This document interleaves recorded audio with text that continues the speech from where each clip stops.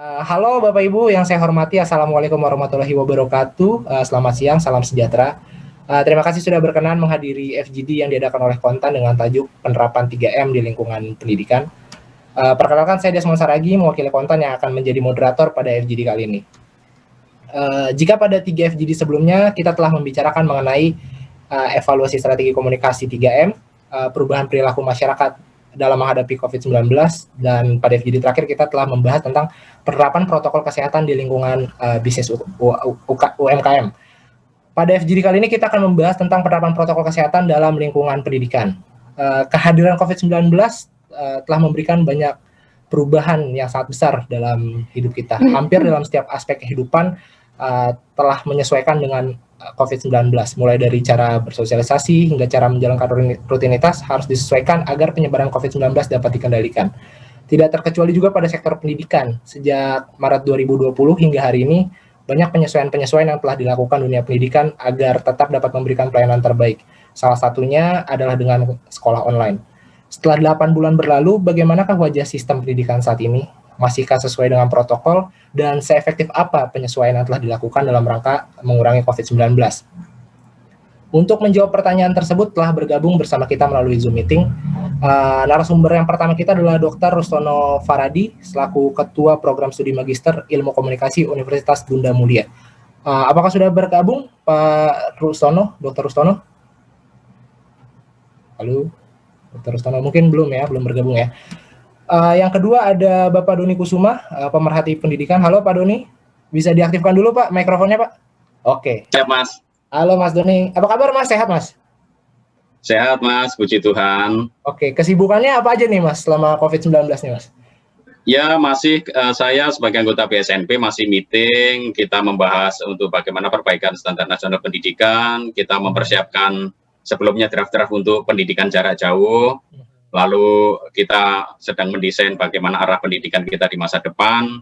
Jadi cukup padat juga meskipun kami sejak 7 bulan yang lalu sudah tidak ngantor di CPT, tapi sampai akhir tahun kita akan online terus karena anggaran untuk pertemuan-pertemuan luring itu sudah diambil untuk penanganan COVID, sehingga kita juga ikut membantulah bagaimana dengan mengurangi anggaran penanganan COVID ini bisa dilakukan dengan lebih baik gitu. Oke, malah WFH malah makin banyak ya Mas pekerjaannya ya? Ya Mas, libur-libur itu seperti sekarang ini juga gitu. Iya, harusnya hari kejepit nasional nih Mas ya. Kita tapi nggak apa-apa lah. Iya, mudah-mudahan nanti bermanfaat bagi orang lain juga ya Mas ya hasil FGD kali ini ya. Lalu ada juga telah bergabung bersama kita Ibu Yovita Arika selaku jurnalis senior harian Kompas. Halo. Halo. Ini saya manggilnya apa nih, anaknya Ibu atau Mbak? Kalau di kami itu nggak ada panggilan Bu. Oke, jadi Mbak Rika aja ya biar terkesan akrab ya kita ya. Ya betul. Gimana Mbak Rika, kesibukannya lagi apa aja nih di Kompas nih? Sama seperti sih, kalau kesibukan nggak ada bedanya ya, cuma beda aja tempatnya. Kalau biasa di kantor, sekarang di rumah gitu aja. Oke, udah nggak ini ya, udah terbiasa mungkinnya sekarang ya kerja di rumah ya, udah sangat beradaptasi ya. Iya. Oke, dan yang terakhir ada Ibu Yunanda Astuti selaku perwakilan dari Wali Orang Tua Murid. Halo Ibu Yunanda. Halo. Oke. Ini maunya dipanggil Ibu juga apa Mbak juga nih? Biar lebih akrab. Mbak aja deh. Oke, Mbak Yunanda. Gimana nih Mbak kesibukannya selama COVID-19? Ya sekarang jadi nemenin anak-anak sekolah di rumah terus. Oke, itu pasti jadi tantangan tersendiri tuh ya. Luar biasa. Yang tadinya pulang ketemu pagi dan sore doang, sekarang setiap hari ya ketemu ya, pagi siang sore ya. Oke, nanti mungkin kita akan cerita lebih banyak lagi ya. Mungkin Mbak Yunanda bisa dikasih gambaran sedikit nggak sih Mbak, kayak anaknya ini di usia berapa gitu, maksudnya lagi di jenjang pendidikan apa, dan sekolahnya tuh nggak usah sebut merek sih, tapi kayak di sekolah negeri atau sekolah swasta gitu, biar kita ada gambaran aja mungkin. Anakku yang pertama kebetulan kelas 4, umur 10 tahun. Anakku yang kedua umur 6 tahun di TKB. Untuk sekolahnya sendiri di sekolah swasta sih, dua-duanya. Kebetulan cuma di satu yayasan. Oke, jadi nanti apa yang disampaikan mungkin pengalaman berdasarkan juga dari pendidikan yang diterapkan oleh sekolah swasta berarti ya? Iya. Oke. Kita akan masuk ke pertanyaan pertama. Jadi selama 8 bulan nih setelah COVID menyerang dunia dan Indonesia khususnya, dunia pendidikan ini telah melakukan banyak perubahan, dan protokol-protokol juga telah diterapkan oleh pemerintah dan dikampanyekan. Salah satunya adalah kampanye 3M yang sudah seringlah kita lihat di TV, di radio, bahkan di sosial media ini sangat gencar sekali dipromosikan oleh pemerintah. Pertanyaannya sebenarnya bagaimana sih, apakah kampanye ini sudah efektif menyentuh ke institusi pendidikan? Mungkin bisa dijawab dulu dari Ibu Yunanda kali ya, Mbak Yunanda ya. Bagaimana Mbak? Kalau untuk sekolah anakku pribadi sih memang dari awal COVID berarti di Maret itu memang udah langsung pure PJJ ya gitu. Mungkin memang di 3 bulan pertama ya namanya penyesuaian gitu semua sama-sama kaget jadi memang agak kurang efektif gitu karena baik guru, muridnya, orang tuanya pun juga sedang beradaptasi gitu kan. Jadi memang untuk di anaknya pribadi akhirnya jadi agak keteteran ya gitu untuk bulan pertama gitu. Apalagi untuk yang TK karena kalau TK itu kan kayak banyak kreatif art atau lebih kegiatan-kegiatan yang melatih motorik gitu ya. Gitu. Dan untuk Zoom-nya juga untuk di 3 bulan pertama itu untuk sekolah anakku masih ngeraba-raba gitu. Untuk guru-gurunya pun kan juga harus belajar teknologi gitu ya. Tadi kita nggak pernah pakai Zoom, akhirnya pakai Zoom. Mungkin ada beberapa guru yang agak kagok lah ya gitu ibarat kata ya ininya gitu. Jadi di 3 bulan awal itu memang kita sama-sama adaptasi. Jadi penyampaian materi ke anak-anak pun pada saat itu menurut aku akhirnya jadi mundur gitu ya. Jadi tidak terlalu efektif gitu untuk saat itu. Tapi akhirnya jadi kayak antara guru sama orang tua tuh jadi sering ini gimana sih jadinya gitu, cara belajarnya tuh jadinya maunya gimana, sedangkan saat itu anak-anak sudah mau ujian kenaikan kelas gitu kan. Jadi pada saat itu memang antara parent sama guru tuh akhirnya sering ya mungkin parentsnya juga merasa ini gimana nih anak-anak udah mau naik kelas tapi kok materi-materinya akhirnya penyampaiannya tidak efektif gitu dan anak-anak akhirnya banyak kayak jadi kurang memahami materinya pada saat itu gitu. Tapi akhirnya dari pihak sekolahnya pun juga mungkin akhirnya materi yang diberikan pada saat itu akhirnya tidak terlalu padat gitu. Ulangannya pun juga pada saat itu ulangan kenaikan kelas juga ya soal-soalnya akhirnya lebih banyak diberikan dengan materi yang sebelum COVID gitu. Tapi kemudian setelah itu sih mungkin udah sama-sama adaptasi sehingga akhirnya sekarang juga untuk jadwal Zoom dua-duanya itu sudah setiap hari. Kalau untuk yang SD malah sudah dari jam 7 sampai setengah 12 itu full Zoom dengan istirahat 3 kali. Kalau untuk yang TK setiap hari selama 1 jam. Untuk tapi penyampaian informasi dari entah itu pemerintah atau dari pihak sekolah ini ke orang tua murid ini lancar nggak sih Mbak sebenarnya? Lancar-lancar ya sih. Ini walaupun PJJ juga aku lihat, aku masih suka ke sekolah untuk ngambil materi-materi gitu ya.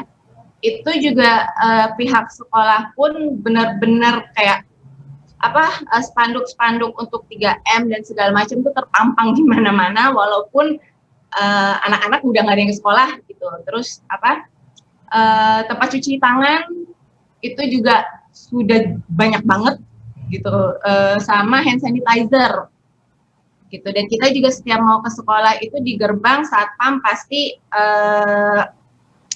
ngecek suhu sama ngasih sanitizer dulu untuk orang tua yang mau masuk ke sekolah. Gitu. Jadi protokol-protokol tentang 3M dipraktikkan sekali ya berarti? Alhamdulillah di sekolah anak saya diperhatikan banget. Oke. Kalau Mbak Rika nih, ngelihatnya gimana sih, udah efektif belum sih kampanye yang dilakukan pemerintah terkait 3M ini di institusi pendidikan? Kalau kita melihat apakah sudah efektif atau belum, masih jauh ya. Kalau kita lihat sehari-hari aja, misalnya di sekitar kita masih banyak juga anak-anak yang berkumpul, misalnya tanpa memakai masker atau menggunakan masker, tapi tidak secara tepat atau benar gitu. Kemudian kalau kita lihat apakah ini akan efektif atau caranya akan efektif, kalau kita lihat Kemendikbud kan sudah gencar melakukan ini mulai September dengan membuat surat ke dinas-dinas agar satuan pendidikan itu mensosialisasikan 3M ini secara terus-menerus kepada peserta didik. Tapi kita harus melihat juga para peserta didik itu memang ada banyak anak yang potensial menjadi agen perubahan kalau seperti niat pemerintah yang menjadi agen perubahan 3M. Cuma kita harus lihat juga sangat beragam anak didik kita ini, mulai dari yang usia PAUD sampai yang kuliah gitu. Kemudian dari latar belakang juga kondisi sosial ekonominya juga bermacam-macam ya. Artinya apakah sosialisasi yang dilakukan guru itu seperti yang acuan dari Kemendikbud misalnya dengan setiap hari atau setiap awal PJJ itu memberikan semacam video, apakah atau ada cara lain? Karena menurut saya tidak bisa sama ya sosialisasi antar anak-anak ini, karena kan mereka berbeda-beda gitu. Jadi masing-masing guru harus punya cara sendiri dengan pendekatan sesuai dengan kondisi siswa gitu. Nah, saya yang belum tahu apakah ini sudah dilakukan. Tapi kalau hanya mengacu misalnya sama bahwa disetelin video di awal PJJ misalnya bahwa seperti yang di Kemdikbud itu ingat pesan ibu kalau nggak salah ya judulnya. Nah itu kita harus lihat juga tidak setiap hari juga semua anak itu sekolah dalam arti PJJ. Jadi ada anak-anak kalau dari sejumlah penelitian ya ada anak-anak yang sekolah itu hanya 2 hari sekali atau seminggu 2 kali atau bahkan tidak tentu gitu. Jadi mau seperti apa, bagaimana caranya untuk mencapai atau memberikan edukasi kepada anak-anak ini gitu. Karena goalnya kan tidak sekedar anak-anak tahu bahwa 3M itu penting untuk mencegah corona gitu, tapi itu harus masuk menjadi semacam kebutuhan ya bahwa saya membutuhkan, saya memang harus melakukan itu gitu karena ada alasan-alasan yang harus kenapa harus melakukan itu, dan ini kan kemudian baru menumbuh ke perilaku itu aja sih. Jadi ada banyak hal yang kalau kita mau menyampaikan sosialisasi ini ke anak didik gitu. Oke, terima kasih Mbak Rika. Mungkin kita masuk ke Pak Doni kali ya. Kalau dari Pak Doni sendiri gimana nih memandangnya nih? Apakah udah efektif dari kampanye 3M-nya? Baik, terima kasih Mas Desmond dan teman-teman. Saya melihat untuk kampanye 3M di satuan pendidikan ini tampaknya memang lebih mengandalkan bagaimana proses komunikasi dari kementerian kepada publik secara langsung, apalagi di masa pembelajaran jarak jauh. Dan memang seperti kata Mbak Rika ya, yang tentang ingat pesan ibu, kan Kemdikbud membuat iklan sendiri ya, ingat pesan ibu tentang 3M. Nah, menurut saya iklan 3M ini saya tanya ke beberapa keponakan saya pun juga tidak banyak diletakkan di TVRI, kadang-kadang saja muncul gitu, tidak setiap kali muncul ya. Lalu dia ada di YouTube dan tidak semua melihatnya gitu. Itu dari sisi sosialisasinya itu kepada publik. Lalu untuk ke sekolah-sekolah, biasanya kan memakai yang kemarin itu surat edaran, bagaimana situasi pendidikan di masa COVID. Nah, proses ini kalau hanya surat edaran saja, guru itu hanya lewat di WhatsApp, tidak dibaca, nggak ngerti apa isinya, ya sudah, bisnis jalan seperti biasanya. Jadi, Bapak Ibu guru pun, dia hanya tahu sejauh dia nonton TV untuk sosialisasi atau tidak, gitu. Kalau mereka tidak, ya tidak akan pernah, gitu. Tetapi ada beberapa guru yang kemudian dia secara pembelajaran online daring selalu mengingatkan, bahkan soal-soalnya pun ada diminta membuat masker, lalu kemudian apa yang bisa kita lakukan untuk sosialisasi di masa pandemi ini, maka anak-anak bikin video untuk mengedukasi masyarakat. Nah, dengan cara mengajak anak-anak mengedukasi masyarakat ini kan artinya dia sendiri pun ya, dia sendiri pun juga kemudian terinternalisasi gitu. Saya sendiri dengan mahasiswa selalu mengatakan, saya tanya bagaimana situasinya, bagaimana kamu selama ini, kalau bisa jangan pergi ya kemanapun kalau tidak dalam situasi terdesak atau sangat penting. Nah, yang seperti ini harus selalu disampaikan oleh Bapak Ibu guru.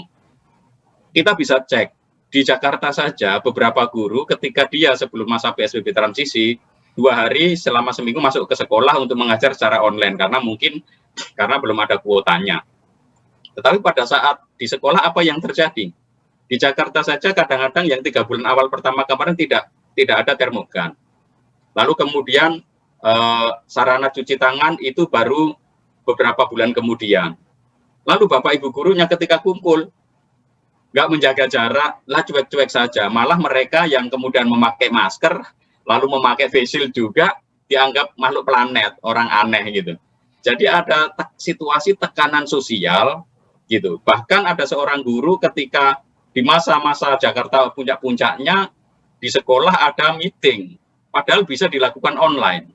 Kemudian guru ini mengatakan pada sekolah tidak bisa datang karena dia memakai kendaraan umum dan masih riskan. Itu saja malah mendapat gitu saja kok takut yang lain saja bisa datang yang lain. Nah, ini artinya apa? Di kalangan pendidik sendiri belum paham artinya 3M ini. Dan mungkin yang kurang Mas menurut saya dari sosialisasi itu seharusnya bukan hanya memakai masker, kemudian cuci tangan, lalu menjaga jarak, bukan itu. Tetapi yang paling penting menurut saya harus dijelaskan adalah proses penularannya itu gitu. Karena ada orang juga beberapa artis yang kena itu kan mereka juga pakai masker, cuci tangan, jaga jarak, tetapi kena gitu. Di Italia mereka kena karena apa? Jualan dari uang yang beredar di pasar. Lalu kemudian ketika mereka sudah lockdown, kenapa masih ada yang ketularan? Ternyata dari sepatunya, sepatu orang yang keluar masuk rumah itu masuk di situ. Ada yang masih ikut di dalam sepatu, keinjak, lalu entah bagaimana menular di rumah. Lalu gantung kunci pintu, lift, lalu tempat-tempat yang dipegang oleh umum. Kan kita nggak bisa mengandaikan bahwa setiap orang itu setiap kali bersin dia pakai secara benar gitu ya. Kan kita nggak bisa mengandaikan seperti itu. Maka edukasi dari sisi bagaimana proses penularannya ini sangat penting sekali. Dan kalau efektivitas itu diletakkan kepada kementerian, saya rasa tidak akan mungkin. Karena masalah 3M, masalah COVID ini kan masalah bersama. Sehingga di kementerian itu mengedukasi Bapak Ibu gurunya supaya mensosialisasikan kepada peserta didik. Nah, di beberapa daerah yang kemudian mereka sudah nggak tahan, lalu kemudian tiba-tiba ada kegiatan sendiri mengadakan pertemuan itu, gurunya dari dekat, anak-anaknya ngumpul bertiga, lalu kemudian ketika mereka masuk, ketika guru mengoreksi pakai bolpen yang sama, itu bolpennya anak, terus kemudian gantian, pegang kertasnya. Loh, kita kan nggak ngerti ini gimana, di situ kan bisa terjadi penularan, Mas. Jadi artinya kampanye itu perlu melihatkan di mana sih sebenarnya gitu. Tentu harus dengan informasi yang benar bagaimana proses penularannya supaya tidak menimbulkan kekhawatiran, ketakutan yang berlebihan kepada masyarakat. Dan saya rasa sejauh ini belum begitu efektif juga dari sisi pendidikannya karena terbukti ada sekitar 7.000 anak saat ini itu terpapar COVID-19, Mas. Dan ada 2,3% itu yang meninggal dari seluruh total meninggal karena COVID. Ini artinya apa? Keluarga, sekolah, dan masyarakat harus sungguh-sungguh peduli karena ini anak-anak bangsa yang ke depan. Yang terakhir, Mas, kenapa tidak efektif? Masalah cuci tangan saja di sekolah di Indonesia ini yang memiliki sanitasi bagus hanya 60%, Mas. Jadi jangan dikira proses untuk menyediakan air itu gampang sekali di Indonesia. Tidak, ada 60% sekolah nggak punya sanitasi, Mas. Nggak ada air mengalir, nggak ada itu. Bagaimana kalau di daerah itu daerahnya merah? Ini harus dipikirkan dan sejauh ini saya tidak melihat sejauh mana pemerintah daerah itu mengadakan assessment pada satuan-satuan pendidikan, lalu kemudian meminta sekolah-sekolah itu untuk sungguh-sungguh peduli. Kalau toh mereka nanti di daerahnya hijau, itu sungguh-sungguh protokol kesehatan diterapkan secara lebih disiplin gitu, Mas. Tapi kalau menurut Pak Doni sendiri, kan tadi kan dibilang 60% doang nih yang punya sanitasi baik kan di Indonesia. Ya. Apakah dengan sekolah online itu jadi solusi, Pak, dari kurangnya fasilitas kita terhadap 3M ini? Sekolah online ini kan bukan menjadi solusi karena kurangnya fasilitas tadi ya. Kenapa pertemuan di kelas itu dikurangi kan karena penyebarannya melalui orang, Mas. Jadi alternatif pembelajaran yang sama-sama sulit ya, artinya melalui pembelajaran jarak jauh, belajar dari rumah, melalui media-media digital. Dan ini saya rasa satu-satunya alternatif yang bisa dilakukan, yang mungkin kalau kita melihat akses orang Indonesia ini sekitar 60% sudah punya akses ke sana, sehingga paling tidak 60% ini dia bisa mengakses gitu. Tetapi kan ada 40%-an yang tidak bisa mengakses. Jadi harus diperhatikan juga moda-moda pembelajarannya, bukan hanya daring saja gitu. Nah, selama ini kan pemerintah lebih berat ke daringnya ya. Jadi artinya pemerintah perlu lebih adil bersikap, dan ini harus kolaborasi dengan pemerintah daerah untuk tadi memetakan di sekolah itu seperti apa. Di Jakarta saja Mas, yang akses internetnya dianggap baik, itu cuma 91%. Artinya ada 8% anak yang nggak punya akses internet. Itu baru dari segi akses. Belum lagi gawainya gitu kan. Nanti kalau sudah ada gawainya, belum tentu gurunya bisa mempergunakan gitu. Sehingga tadi seperti kata Mbak Yunanda juga, Mbak Rika, itu persoalannya yang di sekolah itu ada gurunya yang nggak mampu ya, atau yang sekarang ini setelah 7 bulan beberapa sekolah yang cukup bagus kesiapan infrastrukturnya itu menurut saya kebablasan. Anak belajar dari jam 7 sampai jam tadi setengah 12 di depan layar terus sinkron gitu. Padahal pembelajaran daring itu ada sinkron, asinkron, nah pendampingannya macam-macam. Ya. Oke. Jadi dan banyak ya. Yang tidak bisa punya akses ini Mas yang lebih parah, karena mereka tidak belajar Mas. Menurut beberapa penelitian Ishak Yusuf gitu ya di Singapura, Malaysia itu, mereka meneliti Indonesia ada sekitar ya 4 jutaan anak Indonesia yang selama masa pandemi COVID 7 bulan ini dia tidak belajar karena apa? Gurunya juga tidak bisa punya akses, anak-anaknya juga tidak punya, sehingga dibiarkan saja. Nah, ini kan kita memiliki fenomena nanti lost generation kan, yang disebut oleh banyak orang itu generasi yang tidak belajar, dan itu fundament bekalnya itu sangat lemah, terutama di SD, karena di SD ini populasinya paling banyak Mas. Kita ini sekitar hampir 45 juta anak Indonesia, 55 juta 55% itu anak SD Mas. Jadi lebih banyak di situ, sehingga kalau ini dasar ilmunya tidak, ke depan ini membahayakan juga bagi fondasi keilmuan anak-anak Indonesia. Oke, terima kasih Pak Doni. Kita akan masuk ke Pak Rustono. Apakah sudah bergabung Pak Rustono? Dr. Rustono? Sudah. Oke. Mas Desmond saya. Lisit ya, Mas. Halo Mas, Bu Rika, Pak Doni, dan peserta yang lain. Iya. Tadi kita lagi ngebahas soal. Maaf, saya tadi mendadak dari rektorat minta untuk meeting secara online, tapi saya sudah berada di forum ini sejak tadi. Oke. Iya Mas. Dr. Rustono, jadi kita tadi udah ngebahas soal efektivitas dari kampanye 3M yang dilakukan oleh pemerintah ini ke institusi pendidikan. Nah, kalau Dr. Rustono ini ngeliatnya seperti apa ya? Baik. Mohon izin saya berpendapat. Assalamualaikum warahmatullahi wabarakatuh. Om Swastiastu, Namo Buddhaya. Salam kebajikan bagi kita semua.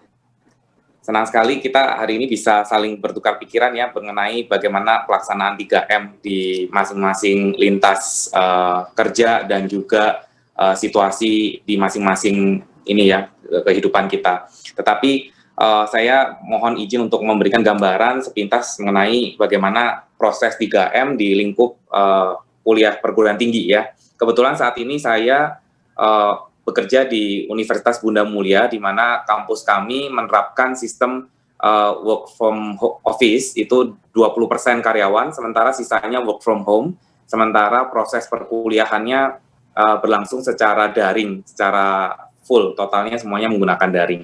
Bahkan terakhir ini untuk sidang pun, sidang sebagai pamungkas dari studi masing-masing mahasiswa itu kita lakukan dengan hybrid ya yang terakhir itu. Jadi ada yang onsite, ada yang melakukannya melalui rumah supaya jarak itu terjaga. Sedikit untuk memberikan gambaran bahwa proses sosialisasi 3M saya lihat dari beberapa aspek. Kalau dalam lingkup kerja, untuk di kami di sini berdasarkan peraturan dari gubernur, kemudian protokol kesehatan yang dijalankan, kami benar-benar melakukannya secara ketat, Bapak Ibu. Jadi untuk proses cuci tangan itu sudah disediakan di lobi di awal ketika setiap karyawan, dosen, ataupun staf yang diwajibkan untuk masuk bekerja di kantor, mereka diminta untuk melakukan cuci tangan terlebih dahulu. baru mereka akan masuk ke scanning suhu tubuh, ya. Kemudian mereka baru melakukan tapping. Tappingnya pun menggunakan kartu, jadi tidak, awalnya fingerprint diganti menjadi kartu untuk menghindari adanya kontak fisik. Kemudian untuk kantor juga demikian, saat ini saya berada di ruangan terpisah, jadi saya tidak menggunakan masker secara permanen. Masker ini saya gunakan ketika saya berinteraksi dengan departemen yang berbeda. Contohnya tadi, saya mohon maaf tadi sempat tidak termute ya.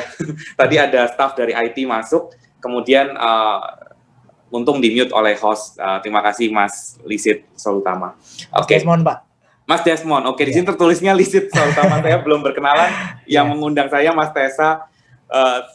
Saya pikir Mas Tessa tadi diberikan juga beberapa teaser dari FGD sebelumnya. Mas Tessa yang melit proses berlangsungnya FGD. Oke, salam kenal Mas Desmond ya, Mas Desmond. Baik.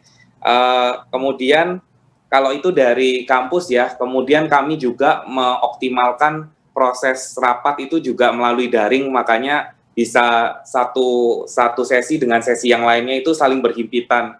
Kami melangsungkan rapat rektorat tadi berkaitan dengan sistem perkuliahan secara hybrid di program pascasarjana, itu melalui sistem asinkronus dan sinkronus yang tadi sempat disampaikan oleh Pak Doni Kusuma ya. Mohon koreksi kalau tadi ada yang terlewat. Jadi kami mengoptimalkan sistem supaya memang perkuliahan itu kita optimalkan secara daring supaya menghindarkan kontak fisik. Tetapi seperti tadi, kita harus tidak boleh mengorbankan semangat untuk meningkatkan kualitas pendidikan, sehingga kami berusaha untuk meimbangi dari proses perkuliahan yang awalnya hanya berupa asinkronus melalui online learning class. Jadi kita melakukan chat begitu.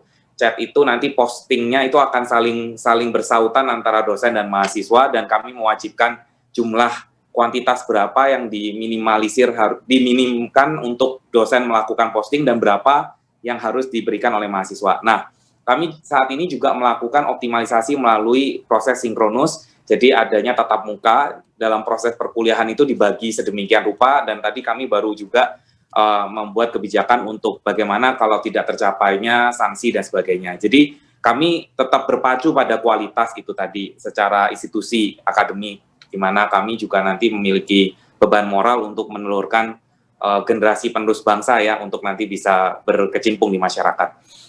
Kemudian sedikit untuk bisa memberikan gambaran di wilayah kehidupan. Jadi ini yang berkaitan dengan tadi ya, Bu Rika tadi sempat memberikan tanggapan, dan sepintas tadi saya sempat dengar juga Bu Yunanda mengenai bagaimana kehidupan di masing-masing rumah. Kebetulan kalau saya melihat belakangan ini kita memiliki fenomena yang cukup unik ya, anak-anak menggunakan seragam sekolah tetapi bersekolahnya di rumah masing-masing. Ada yang menggunakan seragam seadanya ya di bagian atas, kemudian menatap layar begitu, dan sebagian juga saya melihat mungkin sekolahnya menerapkan sistem sekolah yang jamnya berbeda. Ketika saya masuk di shift pagi, sehingga siang, di sini kami sistem kerja kami dibagi menjadi dua shift, shift pagi dan shift siang. Jadi shift yang seharusnya full dari pagi sampai sore itu dipotong separuh, kemudian kita diajukan lebih pagi 1 jam, dan yang shift siang diajukan lebih sore 1 jam. Nah, ketika saya pulang ke area saya tinggal, saya menemui beberapa anak itu bisa punya waktu bermain lebih gitu, ketika mereka bisa berinteraksi dengan teman-teman sebayanya di lingkungan tinggal mereka. Cuman memang yang perlu kita tengarai adalah begini. Yang pertama adalah kampanye 3M itu, sekali lagi tadi saya sepakat dengan Pak Doni, adalah harusnya mereka menyentuh pada ranah kelompok yang terkecil, yaitu keluarga. Saya melihat di sini lingkup RT, RW itu tidak benar-benar melakukan pantauan ya, monitoring secara berkala, dan melakukan sosialisasi yang secara intensif ya untuk penggunaan masker. Kenapa? Saya banyak menemukan anak-anak usia sekolah itu bermain tanpa menggunakan masker, dan mereka bermainnya dengan kontak fisik yang jaraknya sangat dekat. Nah, ini sangat berisiko sekali, karena buat saya siapapun kan bisa menjadi OTG ya, orang yang tanpa gejala dan membawa virus itu sangat berbahaya. Kemudian yang lain adalah orang-orang yang berada di lingkungan sekitar tinggal. Kebetulan saya ada di Jakarta Utara, tempat saya tinggal maupun saya bekerja. Saya bekerja di Ancol, kemudian tempat tinggal saya di Pluit. Jadi di situ pun para pedagang yang berjualan itu, kalaupun dia menggunakan masker, mohon izin saya peragakan, maskernya tidak diletakkan begini, tapi diletakkan di dagu, begitu. Jadi mereka menggunakan ini hanya sebagai formalitas. Nah, saya pikir memang resiko yang tadi sempat disampaikan juga oleh Pak Doni itu penting. Resiko bagaimana ketika sudah terjangkit oleh COVID dan juga ketika mereka pentingnya mereka menggunakan masker dengan cara yang benar. Ini penting sekali. Nampaknya yang bekerja di pemerintah ini, kalau di lingkup saya, itu bukanlah tenaga pemerintah yang melakukan sosialisasi pentingnya kita menjaga kesehatan, tetapi justru dishub-dishub yang mengangkut mobil-mobil yang parkir liar sembarangan dan sebagainya. Saya pikir memang belum berimbang ya antara pentingnya kita melakukan proteksi kesehatan di lingkungan masyarakat. Saya pikir ini sangat penting ya. Kenapa? Karena dari pedagang itu menjadi contoh. Setiap anak, orang tua, mereka melewati jalan-jalan ataupun wilayah umum, wilayah publik ya, area publik itu menjadi contoh penting untuk mereka itu teringat, oh ya saya harus pakai masker. Tetapi kalau kita melihat pedagang seperti itu, hanya orang-orang yang well educated, jadi artinya orang-orang yang teredukasi dengan baik, mereka akan memilih, saya lebih baik nggak beli itu. Saya ada pernah melakukan sampel wawancara secara random ya kepada pedagang itu. Saya tanya, bagaimana proses selama berlangsungnya PSBB ini? Menurut penuturan beliau itu ada, kalau sehari itu misalkan gampangnya itu adalah mereka bisa itu kebetulan pedagang yang menjual gorengan semacam otak-otak gitu ya. Mereka bilang kalau sehari itu harus menuangkan sekitar 9 botol ini ya untuk minyak goreng itu ya, 9 jerigen minyak goreng. Kalau dalam PSBB ini menurun menjadi 3. Nah, artinya kita bisa melihat bahwa kurang dari 50% pendapatan beliau sehari-hari ya. Artinya kesadaran masyarakat sudah mulai tinggi. Kemudian si pedagang ini perlu diedukasi dengan baik. Kemudian perlu juga ada paket stimulus supaya tidak terjadi resesi yang cukup tajam di masyarakat terkait dengan pendapatan ekonomi yang mereka rasakan. Sehingga kampanye 3M ini sekali lagi tidak pada tataran hanya pada sosialisasi, tetapi kita harus menyadari sisi psikologis dari orangnya dan juga bagaimana rumah tangganya bisa berlangsung dengan baik gitu ya. Kalau tidak, meskipun 3M dan sebagainya, mereka bahkan tidak punya fokus ke sana. Untuk sehari-hari saja mereka sulit ya, sehingga membeli masker pun menjadi sebuah tantangan tersendiri buat para pedagang itu ya. Apalagi kalau saat ini kita melihat di PSBB yang kedua setelah tarik rem mendadak ini, pola masker yang seharusnya kain, saya akhirnya menggunakan 2 jenis ya, yang kain dan juga yang medis, dan ternyata memang harus menggunakan medis begitu ya. Kami di sini ketika masuk ke kampus bekerja itu wajib menggunakan masker medis. Tidak menggunakan masker medis tidak diterima begitu. Kalau dari mahasiswa sendiri udahkah menerapkan juga Mas, kayak udahkah mungkin ya bisa menjadi agent of change juga gitu di lingkungannya masing-masing gitu? Tahu nggak sih kampus sebenarnya sampai ke situ nggak sih? Nah, pertanyaan bagus Mas. Untuk mahasiswa ini kebetulan kami beberapa waktu pekan terakhir ini kami melakukan sidang skripsi ya. Itu kita melakukannya dua sistem, yang awalnya onsite, kemudian begitu masuk dalam periode tarik rem mendadak menjadi hybrid ya. Nah, mahasiswa ini mereka itu sangat terpaksa untuk menggunakan masker begitu. Mereka lebih nyaman untuk tidak menggunakan masker, terutama untuk keperluan ini ya. Apalagi di generasi sekarang mereka itu sangat edik dengan penggunaan Instagram. Jadi mereka itu kebutuhan untuk selfie, untuk pamer foto dan sebagainya, sehingga mereka lebih memilih untuk tidak menggunakan masker. Itu yang cukup ironis. Tetapi sebenarnya mereka sendiri sangat paham bahwa masker ini sangat diperlukan. Untuk menjadi agent of change ini sebenarnya satu PR yang fundamental ya untuk kita pikirkan. Kenapa? Karena kita harus mendorong mereka, dan mereka itu harus menjadi orang yang cukup strategis perannya di keluarga. Cuma memang beberapa kondisi ya di Indonesia ini, terutama mereka dengan budaya timur, biasanya anak-anak ini tidak memiliki peran andil yang sangat besar untuk bisa memberikan teguran atau memberikan inspirasi pada orang tuanya ataupun orang-orang yang usianya lebih senior untuk mereka menggunakan masker. Kemarin itu kami sempat melakukan ujian untuk salah satu skripsi yang cukup berkaitan dengan peristiwa COVID-19 ini ya. Jadi mengenai upaya pemerintah untuk melakukan sosialisasi terkait dengan PSBB dan 3M ini. Ternyata didapati hasil survei itu memperlihatkan bahwa perilaku untuk melakukan 3M secara disiplin itu sangat rendah di masyarakat, dan yang bisa memicu itu sebenarnya kalau dalam proses budaya ketimuran kita memang harusnya dari pemerintah turun kepada para orang tua sehingga anak-anak itu awalnya dipaksa baru mereka terbiasa. Kenapa? Karena memang sama seperti mereka pentingnya untuk meminum vitamin, pentingnya untuk perilaku hidup sehat ya, PHSB ya, kemudian hidup sehat dan bersih ya, itu sangat sulit di kalangan masyarakat, terutama untuk mereka-mereka yang hidupnya mungkin di lingkungan yang tidak mensupport itu gitu ya.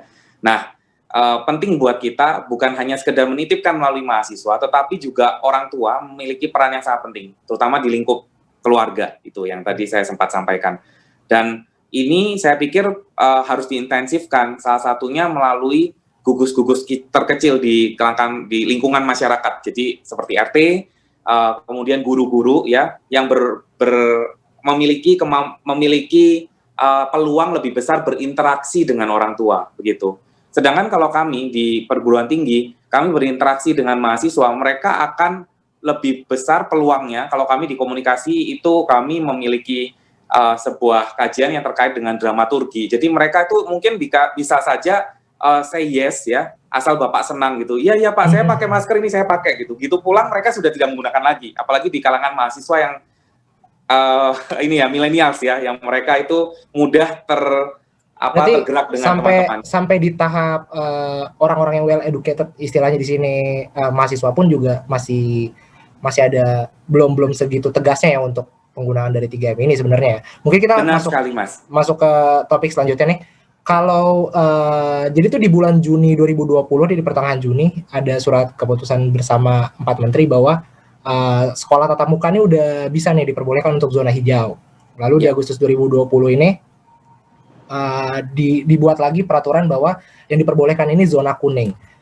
Pertanyaan saya ini sebenarnya urgensinya apa sih sekolah tatap muka di saat seperti ini? Urgensinya tuh se-urgent apa? Apakah sudah muak dengan yang namanya online atau memang perlu sekali nih, kita udah butuh nih, pendidikan kita sudah tertinggal nih, kita butuh pendidikan yang tatap muka.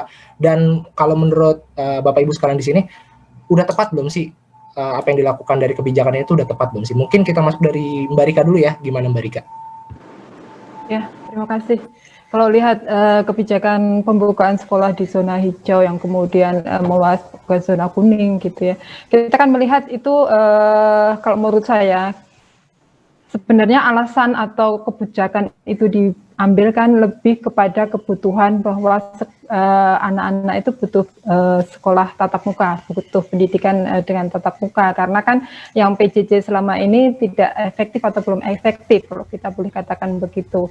Jadi memang secara umum sekolah dibuka itu menjadi satu-satunya cara efektif untuk mengefektifkan kembali pembelajaran. Cuma kita harus melihat di sini alasan utamanya, kalau menurut saya harus tetap berpangkal pada alasan kesehatan ya. Artinya memungkinkan nggak sekolah itu dibuka. Kemendikbud bersama Kemendagri, Kemenkes memang sudah membuat banyak aturan, banyak syarat sekolah dibuka, mulai dari harus sekolah sudah persiapan dengan segala macam untuk menjalankan protokol kesehatan, kemudian zonanya, anak-anak yang melintasi zona misalnya dari rumahnya dari zona merah ke zona hijau atau zona kuning, itu kalau kita lihat aturannya sebenarnya kan nggak boleh, dan dasar dari zona itu adalah kabupaten kota. Tapi kalau kita melihat praktiknya di sejumlah daerah, mereka mengacunya kepada kecamatan gitu. Asal sekolah itu berada di kecamatan yang di zona hijau, kemudian sekolah dibuka, walaupun dengan sistem terbatas ya, ada sistem shift kalau nggak salah, seperti yang di beberapa di Jawa Tengah. Nah, Ini kan kemudian sudah berbeda dengan tujuan semula. Pemerintah memperbolehkan tapi dengan syarat-syarat yang sangat ketat, bahkan harus dengan izin orang tua juga gitu.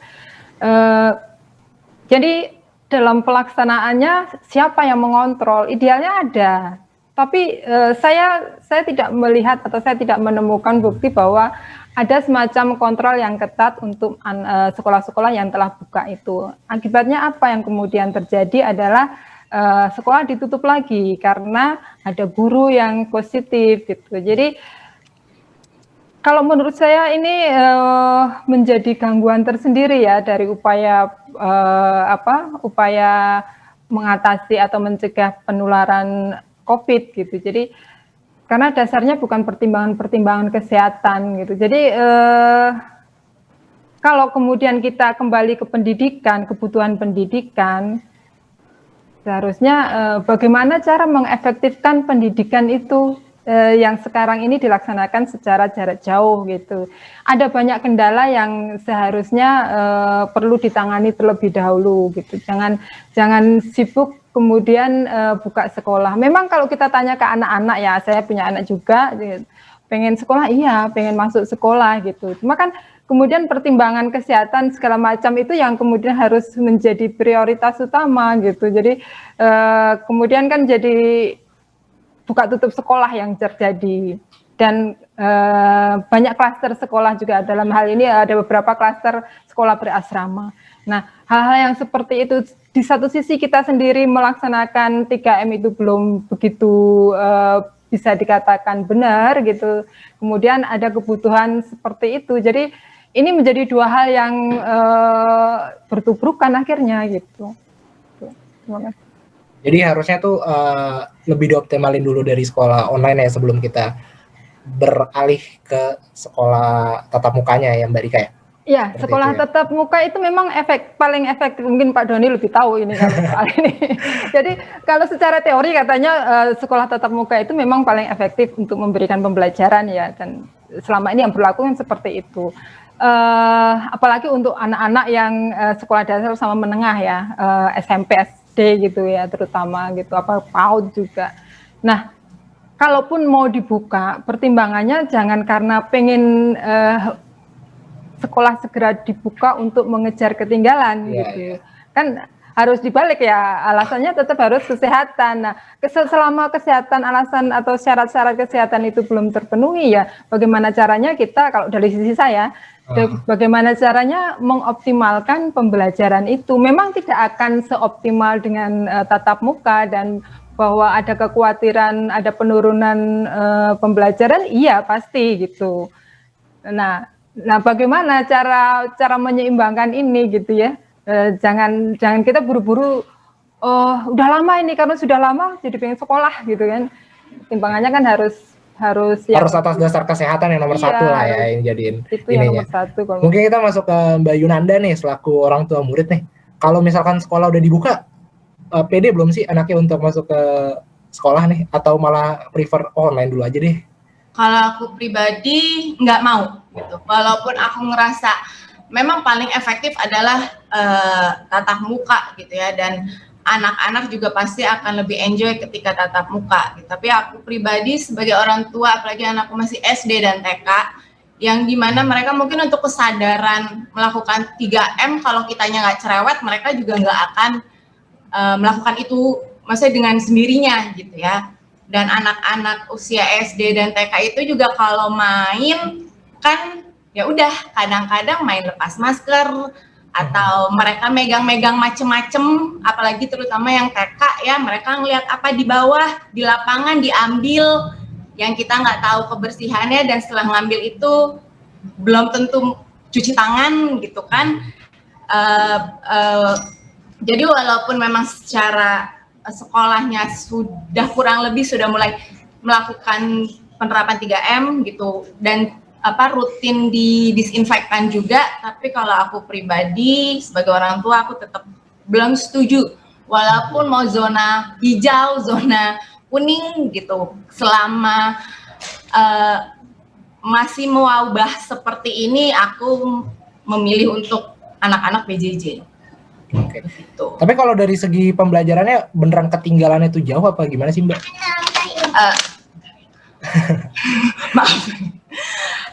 Kalau dibandingkan sebelum PJJ, ya memang jauh untuk efektivitasnya, terutama yang anak SD aku merasa memang sangat jauh gitu ya. Tapi dari guru-gurunya pun juga aku melihat mereka effortnya pun saya rasa itu udah cukup maksimal gitu. I know mereka guru-guru pun pasti berusaha semaksimal mungkin untuk memberikan materi ke anak-anak supaya tetap bisa diterima dengan baik walaupun PJJ, apalagi ntar misalkan ada kendala sinyal, kemudian tiba-tiba suara gurunya hilang-hilang gitu kan, gitu. Cuman jadi kadang-kadang kalau untuk sekolah anakku tuh mereka memberikan video. Mereka memberikan video materi yang kemudian kalau anak ini kebetulan mereka menggunakan Google Classroom.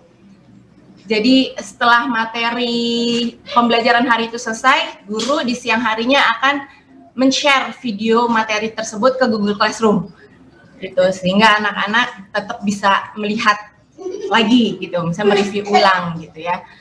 Gitu. Jadi ya saya sebagai orang tua sih, ya I know guru-guru berusaha semaksimal mungkin.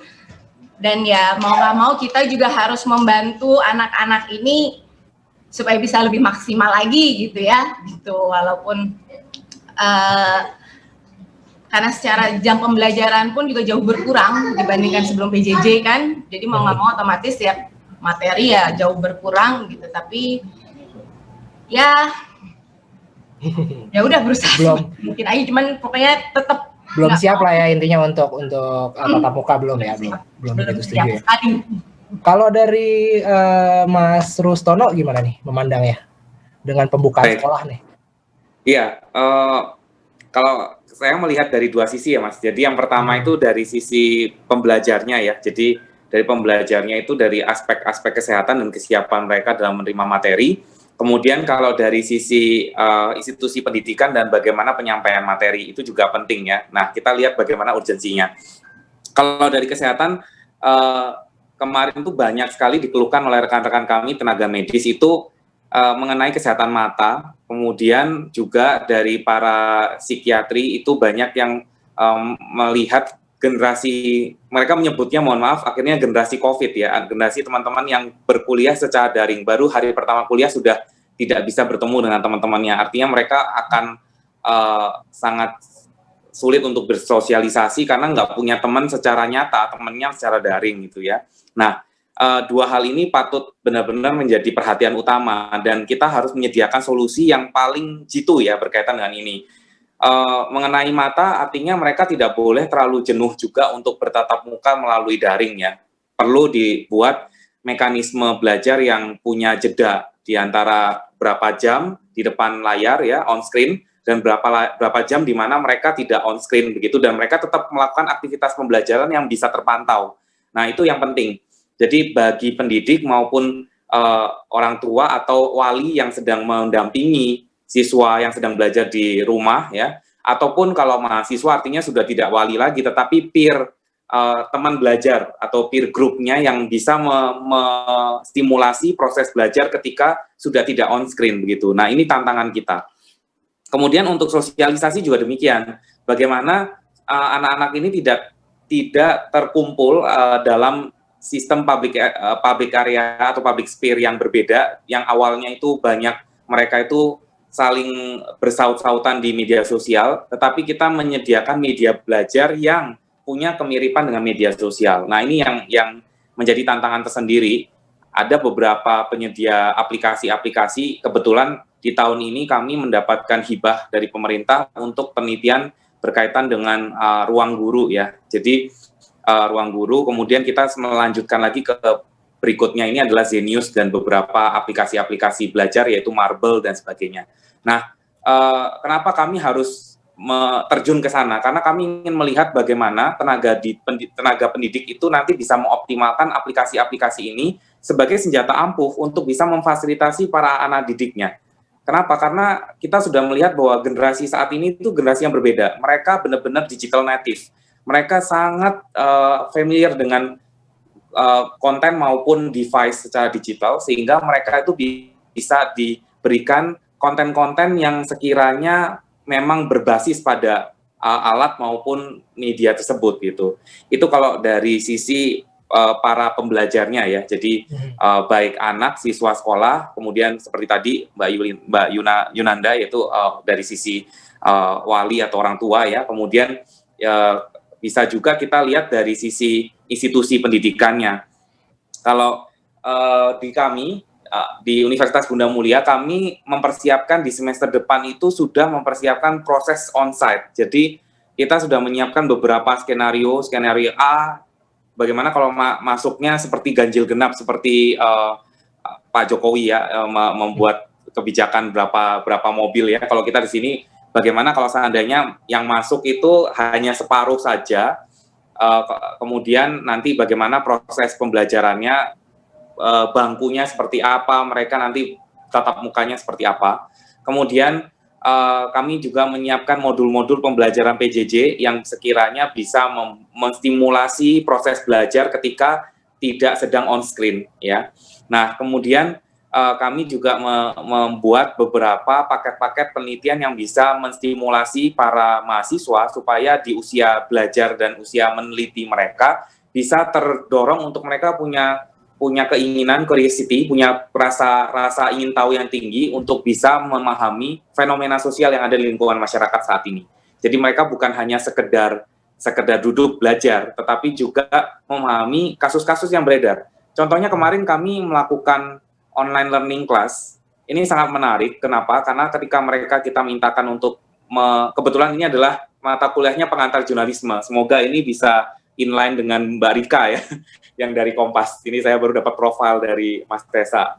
Kemudian saya melihat bahwa kita ingin melihat situasi lingkungan sekitar mereka dari kacamata mereka sebagai citizen journalism gitu ya, sebagai citizen journalist, sorry.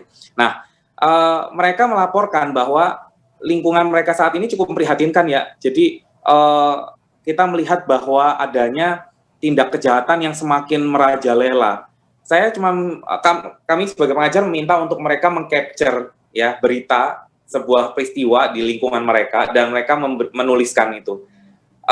Saya mendapati ada angka sekitar 40% dari berita yang terkumpul itu adalah berita tindak kriminalitas. Itu sangat memprihatinkan ya. Jadi kita melihat bahwa situasi mereka tinggal saat ini itu mereka harus waspada dengan lingkungan sekitar. Bahwa mereka tidak aman, ada motor dicuri, itu mungkin masih ini ya. Kemudian yang lebih agak mencengangkan adalah kompresor AC. Jadi kompresor yang di depan rumah itu dicuri begitu.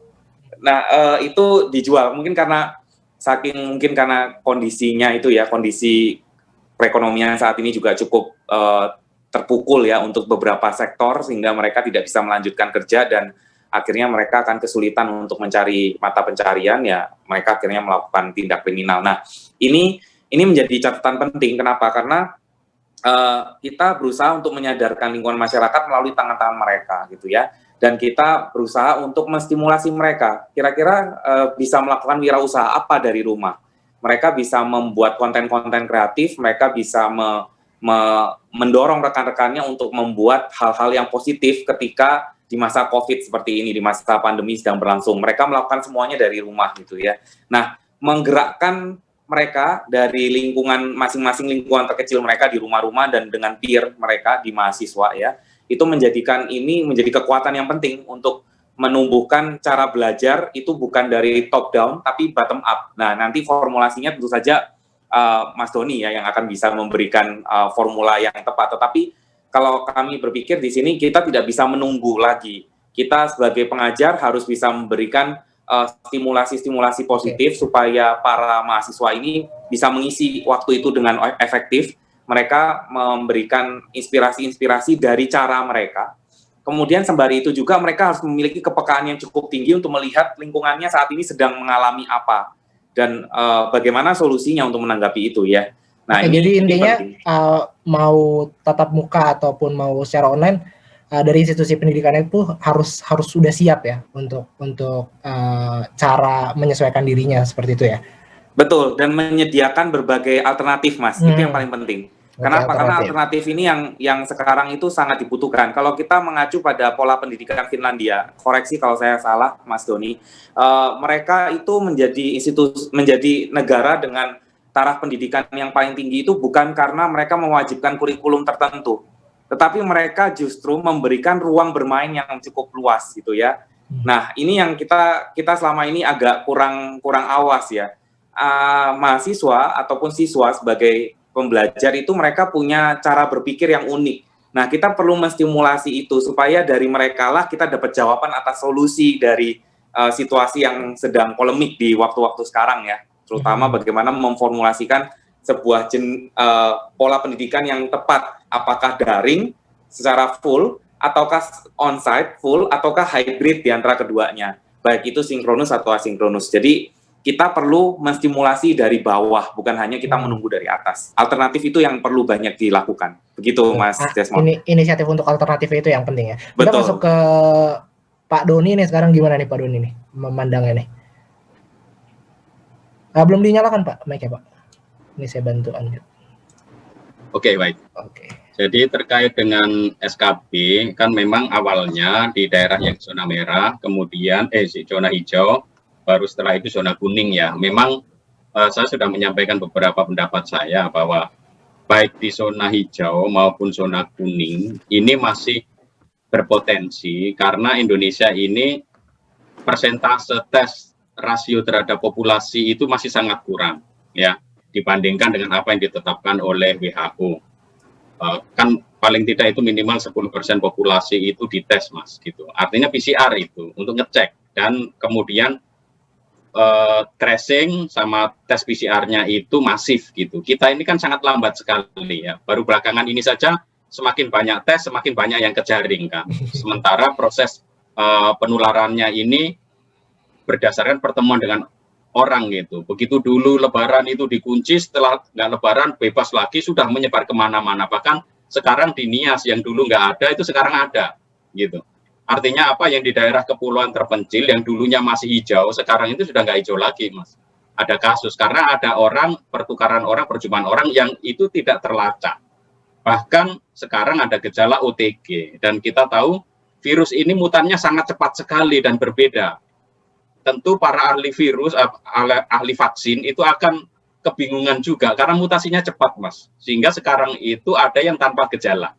Yang tanpa gejala itu biasa-biasa saja, tampaknya sehat, tetapi dia potensi membawa, dan ketika ada orang tua yang komorbid atau kena komorbid itu akan cepat sekali menyerangnya gitu.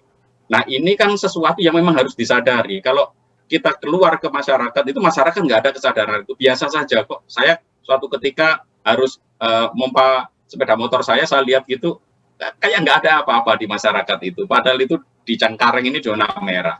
Nah kembali ke zona tadi, saya merasa pemerintah sebenarnya sudah tepat fokus kepada kesehatan dan keselamatan. Ya, maka Mas Nadiem Makarim kan membuat kebijakan secara berjenjang. Artinya kalau Satgas COVID itu menentukan ini daerah hijau, kemudian pemerintahnya menentukan boleh membuka sekolah, dan ketika pemerintah mengatakan boleh membuka sekolah, satuan pendidikan sekolah itu kemudian sudah siap semua, dia bisa buka sekolah. Tetapi bahkan ketika satuan pendidikan pun itu sudah siap, orang tua menyatakan seperti Mbak Yunanda tadi, orang tuanya nggak setuju, tetap orang tua harus diberi hak. Artinya orang tua ini merupakan pengambil keputusan terakhir. Yang menjadi masalah di Indonesia adalah karena masyarakat tidak teredukasi, ya, daerah yang zonanya itu belum hijau pun karena di demo orang tua, pemerintah daerah membuka gitu. Jadi artinya apa? Karena desakan orang tua sudah bingung, anaknya hampir 1 tahun ini ada di rumah, nggak bisa mendampingi, sementara orang tuanya bekerja. Lalu siapa yang jaga anak-anak, apalagi yang anak-anak kecil, ya kan? Akhirnya kan banyak mendesak, udahlah anak disekolahkan saja gitu. Di beberapa daerah di Nusa Tenggara Timur, ketika daerahnya itu katakanlah daerah hijau dan ditutup gitu ya, anak-anak pada keluyuran gitu, ngobrol-ngobrol, ngomong. Akhirnya pemerintah daerah memutuskan daripada anak-anak duduk-duduk nganggur, nggak jelas, nggak terkontrol, lebih baik masuk ke sekolah lalu kemudian dengan protokol kesehatan dijaga gitu dan ada proses pendidikannya. Jadi memang situasi di Indonesia ini sangat bervariasi, mulai dari yang Jakarta, Aceh, Kalimantan, Nusa Tenggara sampai Papua. Maka tadi kata Pak Rustono tadi, alternatif itu harus disediakan. Jadi prinsipnya memang pemerintah menurut saya sudah tepat membuat kesepakatan berjenjang. Tetapi edukasi harus dilakukan kepada pemerintah daerah, satuan pendidikan, dan orang tua juga, gitu. Supaya apa? Ada kuncinya. Ketika orang tua menuntut, tetapi kalau sekolah merasa situasinya belum aman, tetap tidak diberikan. Nah, sekarang ini kan yang jadi masalah kan sekolah itu akan membuka kalau pemerintah daerah meminta mereka membuka. Jadi proses-prosesnya itu ada di pemerintah daerah kuncinya, gitu. Dan saya melihat pemerintah daerah ini kurang tanggap dalam melihat situasi kondisi di daerah. Mereka malah membagi-bagi tadi per kecamatan. Yang kecamatannya aman, kurang, lalu kemudian itu boleh masuk. Padahal lalu lintas anak itu kan beda. Lintas kecamatan, apalagi yang SMA lintas kabupaten gitu. Sementara ketika masuk ke sekolah itu terikat dengan transportasi umum. Kalau anak-anak naik transportasi umum. Sementara itu juga Bapak Ibu gurunya naik transportasi umum. Nah ini bagaimana memastikan gitu. Tentu kalau mau aman, sekolah itu sebelum mereka masuk ya harus di PCR semuanya itu. Tetapi kan tidak jaminan yang datang hanya anaknya saja, orang tuanya pergi kemana, ininya kemana, tetap saja sumber penularan itu ada di banyak titik gitu. Maka intinya menurut saya, pembelajaran secara daring yang disiapkan dengan baik, itu kualitasnya bisa sama dengan pembelajaran tatap muka menurut saya. Karena tidak semua pembelajaran tatap muka itu hasilnya baik. Tergantung dari kualitas guru-gurunya. Maka fokus pemerintah seharusnya memetakan alternatif-alternatif apa supaya pertama hak pendidikan anak Indonesia itu terpenuhi dulu Mas gitu dari Sabang sampai Merauke. Dan pemerintah sudah cukup tanggap menurut saya dengan akhirnya pada saat awal minta dengan daring, lalu kemudian ada televisi, di Papua ada dengan radio, lalu kemudian inisiatif masyarakat melalui handy-talkie, Polres-Polres menyediakan wifi, di gardunya anak-anak belajar didampingi oleh Pak Polisi, ada banyak alternatif yang sebenarnya peduli gitu. Dan pemerintah juga menyederhanakan kurikulum dalam arti ada kurikulum di masa darurat sehingga Bapak Ibu guru tidak perlu kemudian untuk menuntaskan tetapi fokus kepada pembelajaran bermakna. Dan ada platform hal fundamental di dalam keilmuan yang memang harus dipelajari. Tetapi masalahnya kan Bapak Ibu gurunya ini tergagap-gagap dengan daring, baru memulai belajar. Ada yang canggih, ada yang belum, gitu kan. Yang baru mengenal akhirnya ya dia lakukan memindahkan proses pembelajaran itu di Zoom atau di classroom itu dengan cara langsung gitu. Jadi sinkron gitu. Bahkan di Jakarta ini ada yang mulai masuknya itu 7:30 ya, jam 7 masuk, lalu kemudian 7:30 itu sudah mulai pembelajaran, lalu selesai jam 2. Coba bayangkan time screen-nya terlalu banyak. Tetapi ketika mereka mencoba sinkron dan asinkron, minggu keduanya ada beberapa sekolah mengatakan kerja mandiri. Orang tua melihat anaknya ini kok nggak ngapa-ngapain anak saya gitu kan di rumah. Ditanya, "Dek, kamu nggak sekolah?" Nggak bilang, "Oh libur Pama," gitu katanya. Jadi ada sosialisasi yang keliru padahal sekolahnya itu mandiri. Di situ ada tugas mandiri gitu. Kalau di kampus saya kan jelas ada asinkron yang harus mereka lakukan sejak awal ya. Sejak awal sampai akhir. Kalau mereka nggak mengerjakan itu nggak bisa kemudian dianggap hadir gitu kan. Jadi tergantung kesiapan sarana prasarananya. Jadi pada intinya Mas, di zona hijau maupun di zona kuning ini harus ada benar-benar kebijakan dari pemerintah daerah untuk sungguh-sungguh peduli pada kesehatan. Karena sekarang ini kan tim COVID, Satgas COVID ini kan sudah digabungkan dengan tim ekonomi, Mas. Nah, kenapa kok kesannya anak-anak disuruh masuk sekolah itu ada apa sih gitu? Ternyata revenue retail yang jualan warung-warung itu, yang ada di samping-samping sekolah itu, Mas, paling banyak dibeli oleh anak-anak sekolah, Mas, gitu. Jadi ketika sekolah itu pemerintah membuka bisnis, restoran mulai dibuka, mal mulai dibuka dan lain-lain, tapi kalau siswa nggak dibuka, nggak boleh masuk, nggak ada yang beli, Mas.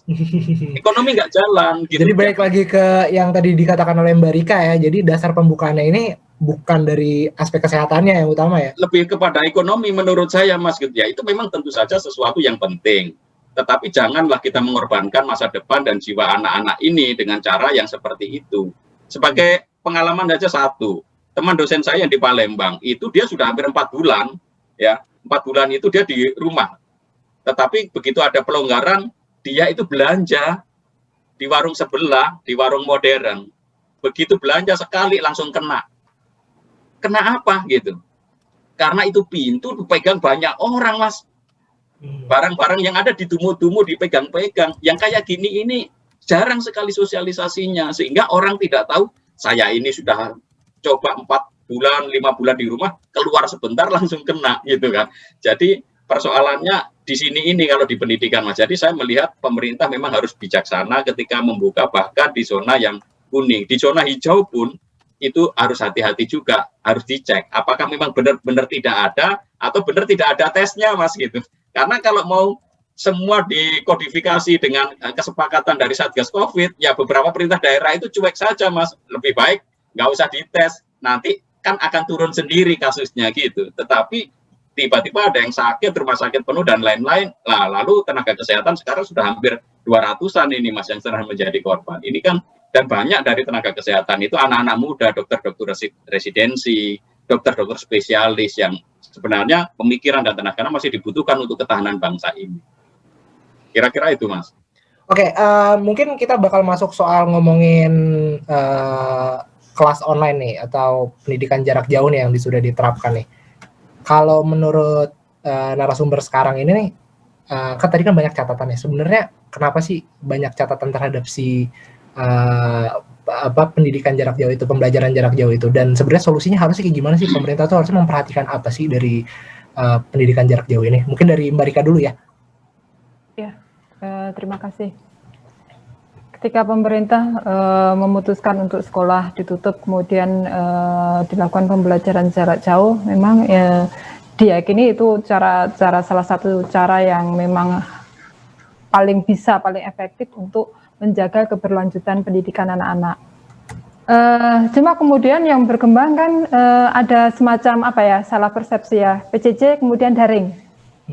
Padahal di PJJ itu kan kalau di kita sebenarnya ya ada secara daring, ada secara luring gitu. Kalau kita mau dari konsep atau istilah sih memang lebih tepat belajar di rumah. Kalau belajar di rumah pasti kemudian orang tidak terpaku pada metode daring. Nah, kemudian yang terjadi kan metode daring yang paling banyak dibahas, yang paling banyak disentuh gitu. Nah,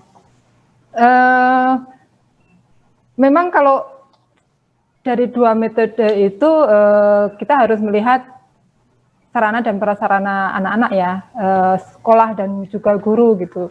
Seperti dikatakan Pak Doni tadi, 40% anak-anak itu belum punya akses ke teknologi digital sama akses internet gitu. Jadi mau nggak mau sekolah itu tidak bisa secara daring seluruhnya, tapi harus juga secara luring di luar jaringan. Nah, kalau kita bicara luring, itu kan biasanya di daerah-daerah yang pinggiran, daerah-daerah terpencil gitu. Permasalahannya tidak bisa sekedar ya seharusnya guru kunjung gitu. Masalahnya jarak antara rumah guru dengan siswa itu bisa 30 kilo, 40 kilo, belum lagi harus melewati laut atau sungai. Itu satu kendala tersendiri gitu. Jadi banyak varian ya sebenarnya di Indonesia ini karena kondisi yang sangat beragam, kondisi kita wilayahnya sangat luas. Jadi tidak bisa satu metode aja. Kalau kita lihat selama 8 bulan berjalan ini sebenarnya kalau boleh dikatakan efektif belum, karena banyak kendala seperti tadi di daerah perkotaan, bahkan di Jawa pun beberapa anak masih tidak punya gawai. Kemudian akses internet juga belum lancar gitu, karena sekarang aja beberapa pas awal-awal di tempat saya aja seringkali on off akses internet. Sekarang mungkin sudah semakin baik penanganannya, jadi sudah lebih baik. Artinya kita harus lihat lihat akses apa yang bisa diakses anak didik gitu ya. Tidak semua bisa daring, tidak semua kemudian luring itu yang bagaimana gitu.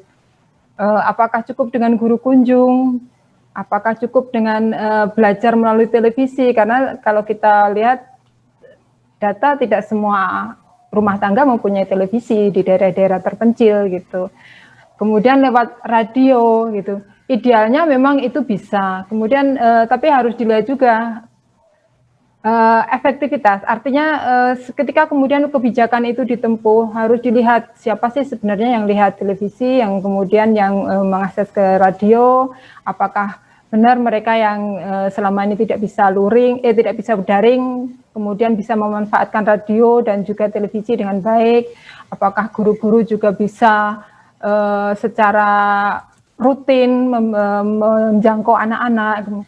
Kalau yang kita bicara soal daring yang mereka punya akses ke teknologi digital sama akses internet relatif itu lancar. Tinggal masalahnya kemudian bagaimana si guru itu punya kemampuan, kompetensi dan kemampuan untuk memberikan pembelajaran secara daring, karena pembelajaran secara daring kan tidak sekedar memindahkan dari tatap muka ke daring gitu. Jadi belum banyak, kalau kita lihat penelitian-penelitian sejumlah lembaga masih banyak masalah dan masalahnya masih sama, bahwa ada kemajuan orang bisa adaptasi atau dengan transformasi teknologi di beberapa daerah atau di beberapa wilayah, terutama di perkotaan dan di Jawa relatif bagus gitu. Tapi secara umum masih ada banyak masalah. Kemudian kalau kita lihat kebijakan-kebijakan pemerintah selama ini, ya mau nggak mau harus dikatakan bahwa lebih berat ke mereka yang daring. Jadi misalnya kuota internet saya semula berharap itu memang benar-benar untuk mereka yang membutuhkan.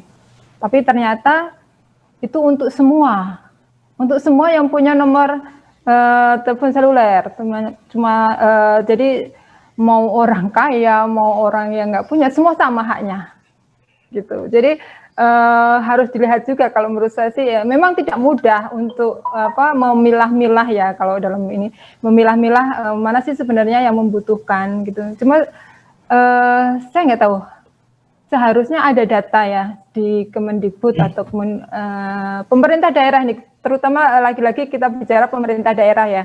Karena seperti pendidikan dasar dan menengah itu kan ada di bawah pemerintah daerah. Seharusnya di era teknologi ini ya terutama, harusnya ada ya data seperti itu. Mungkin apakah itu di Dapodik atau di pemerintah, di dinas pendidikan atau di sekolah, harusnya sudah punya data sebenarnya berapa sih sejak awal PJJ ya. Berapa anak yang, kalau dalam bayangan saya, berapa anak yang tidak bisa atau tidak punya gawai, berapa anak yang kesulitan akses internet baik karena wilayahnya ataupun karena kemampuan ekonominya gitu. Nah, hal-hal semacam ini yang kemudian tidak terlihat ketika kemudian pemerintah memberlakukan kebijakan yang sama rata. Tuh. Jadi ini akan semakin efektif untuk mereka yang punya akses baik untuk pembelajaran daring, baik itu akses ke teknologi digital maupun akses ke guru yang berkualitas, yang punya kompetensi bagus. Tapi kalau yang tidak ya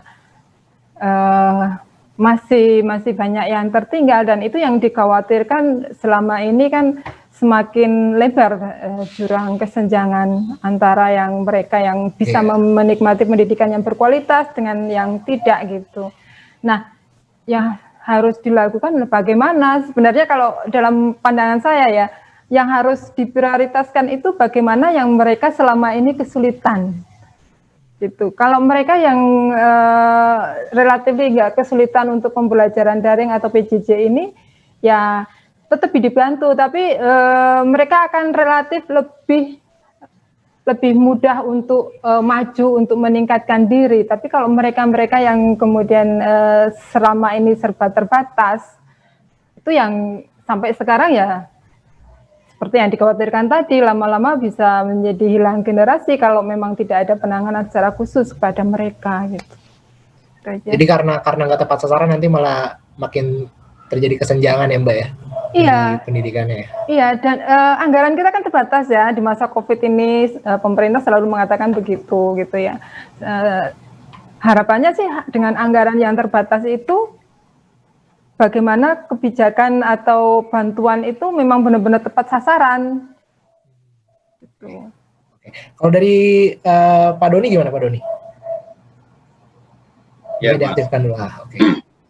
Jadi memang pembelajaran jarak jauh ini sesuatu yang memang salah satu alternatif yang paling mungkin di masa pandemi COVID ini dilakukan. Sehingga sejak 7 bulan yang lalu itu proses pembelajaran dilakukan melalui daring. Bahkan pemerintah memiliki kebijakan-kebijakan yang mendukung ke arah itu gitu ya. Artinya memang benar kata Mbak Rika, tampaknya prioritasnya itu cenderung ke daring.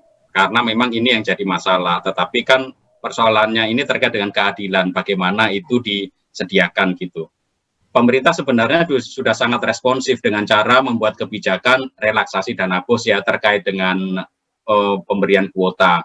Lalu kemudian yang terakhir kan Mas Menteri memberikan kuota hampir 7 triliun itu untuk internet dan paket data. Tetapi itu pun juga kita agak khawatir bagaimana sistem kontrolnya dan bagaimana mekanismenya gitu. Karena bisa terjadi ada hal-hal yang secara administrasi itu bisa kurang atau tadi tidak tepat sasaran dan mungkin berpotensi menghasilkan temuan. Nah sebenarnya kalau dilihat dari data-data saat ini, itu ada sekitar 40.779 sekolah di Indonesia ini yang nggak punya internet. Jadi dari total sekolah itu ada 18%. Lalu dari seluruh sekolah yang ada di Indonesia itu ada 3%. Itu 7.552 sekolah tidak punya listrik, termasuk yang di Kupang ya. Di Kupang itu jarak 4 km dari jalan raya saja sudah tidak ada sinyal, tidak ada listrik. Nah, artinya apa? Data-data itu sudah ada dan pemerintah harus memaksimalkan itu. Bagaimana mereka yang tidak memiliki ini dibantu, diberi prioritas sesuai dengan keadaannya. Maka harus kolaborasi dengan pemerintah daerah. Nah, PJJ atau pembelajaran jarak jauh yang menurut saya ini kami di BSNP mengatakan istilah PJJ itu yang selama ini dipakai itu keliru dan menyesatkan karena PJJ itu adalah satu-satunya istilah yang dikenal di dalam Undang-Undang Sisdiknas, itu adalah pendidikan jarak jauh, bukan pembelajaran jarak jauh. Nah, kita ini kan sekarang belajar dari rumah, seperti kata Mbak Rika tadi, dan itu artinya pembelajaran jarak jauh, bukan pendidikan jarak jauh. Nah, untuk pendidikan jarak jauh harus ada persiapannya, mulai dari penyelenggaraannya, syaratnya, gurunya, LMS-nya, dan lain-lain. Yang saya rasa saat ini, beberapa perguruan tinggi sudah siap dengan pendidikan jarak jauh. Beberapa sekolah swasta yang memiliki platform, oke. Tetapi juga pemerintah memberi kemungkinan sekolah bisa membeli platform daring berbayar. Meskipun ini bagi saya agak aneh juga ya, artinya kok pemerintah menggunakan dana negara kemudian mengendorse produk-produk dan itu ada di konferensi persnya, press release-nya. Dan ini tentu saja di masa pandemi COVID ini kolaborasi gotong royong sangat dibutuhkan. Tetapi saya hanya mengingatkan jangan sampai nanti ada temuan gitu ya. Karena sejak dulu ketika saya itu membantu di kementerian waktu zamannya Pak Muhadjir Effendi, ketika ada kegiatan-kegiatan kementerian itu memang ada beberapa produk inginnya itu di-endorse gitu. Tetapi sekarang ini tampaknya banyak platform daring berbayar itu di-endorse kementerian gitu. Dan saya beberapa kali berjumpa dengan kepala sekolah mengatakan setiap bulan Pak kami 4 kali didatangi lembaga-lembaga dan platform daring yang berbeda. Dia mengatakan beli saja alat-alat kami gitu. Karena kan sudah boleh di dalam dana BOS gitu. Artinya ada jalan bebas meskipun di dalam relaksasi dana BOS itu juga ada sanitasi, hand sanitizer, termogan dan lain-lain. Jadi begitu. Nah, intinya pendidikan jarak jauh atau pembelajaran jarak jauh ini sebenarnya bukan pendidikannya, tapi pembelajaran jarak jauh ini nanti akan menjadi sebuah bagian penting. Jadi saya melihat sisi positifnya saja bahwa guru-guru mulai kreatif, sudah mengenal Zoom, mengenal Google Classroom, mereka seminar-seminar gitu yang sebelumnya itu nggak terbayangkan ini akan terjadi dengan begitu cepat. Jadi masa COVID ini guru-guru udah semakin canggih. Cuman yang jadi masalah adalah yang canggih tetap canggih, yang tidak tetap tertinggal. Ini gapnya semakin besar. Dan terutama itu terhadap anak-anak dari keluarga yang miskin. Ini risikonya besar karena mereka tidak bisa mendidik anak, yang kemudian membiarkan anak seperti itu, lalu kemudian malah proses berpengetahuannya menjadi lemah. Mbak Yunanda itu tentu saja memiliki kelebihan karena anak-anaknya didampingi, dididik, itu paham cara mendidik, sehingga meskipun daring, fokus orang tua punya tanggung jawab ini penting gitu. Tapi kan nggak semuanya seperti Mbak Yunanda gitu. Jadi selama pembelajaran jarak jauh, saya rasa apa yang harus dilakukan pemerintah? Harus memetakan sungguh-sungguh, dan ini bekerja sama dengan pemerintah daerah. Berilah prioritas menurut saya pada mereka yang membutuhkan. Jangan pukul rata semuanya seperti kata Mbak Rika tadi. Lalu yang terakhir, itu harusnya pemerintah itu memberikan ketegasan tentang time screening untuk anak-anak itu, dan tidak semua belajar dari rumah itu harus sinkron gitu. Ini kan yang terjadi, dan yayasan-yayasan swasta, pengelola sekolah swasta itu juga merasa kalau nggak sinkron itu guru mengajar dari rumah saja dianggap emang guru bekerja atau tidak. Guru itu selama pembelajaran jarak jauh ini mengajarnya 24 jam karena dia dihubungi orang tua, dihubungi ini semua guru. Tetapi masa harus selalu bikin administrasi laporan tambahan setiap kali, harus ada foto, ada ini, dan untuk menunjukkan bahwa guru bekerja supaya dia menerima gaji. Saya rasa tentu harus ada mekanisme lah ya, tetapi jangan sampai justru selama PJJ ini memberatkan Bapak Ibu guru, kemudian malah peserta didik dan mahasiswa itu tugasnya begitu banyak. Dan saya merasa sebagai dosen, selama kuliah daring ini, saya kan 1 semester ini full online. Itu ternyata alokasi waktu yang saya miliki untuk koreksi, memeriksa pretest, posttest, apalagi kalau ada tugas mandiri, membaca tulisan itu, mata sampai pedes. Ini sudah UTS, belum selesai juga, gitu kan. Artinya apa? Memang sesuatu yang harus berbeda lah. Dan terutama pembentukan karakternya menurut saya. Jadi mahasiswa-mahasiswa itu kebanyakan alasannya apa? Sinyal jelek Pak, maka dimatikan. Tetapi dia nggak jelas, nggak belajar. Kita nggak bisa ngontrol apakah mereka belajar atau tidak.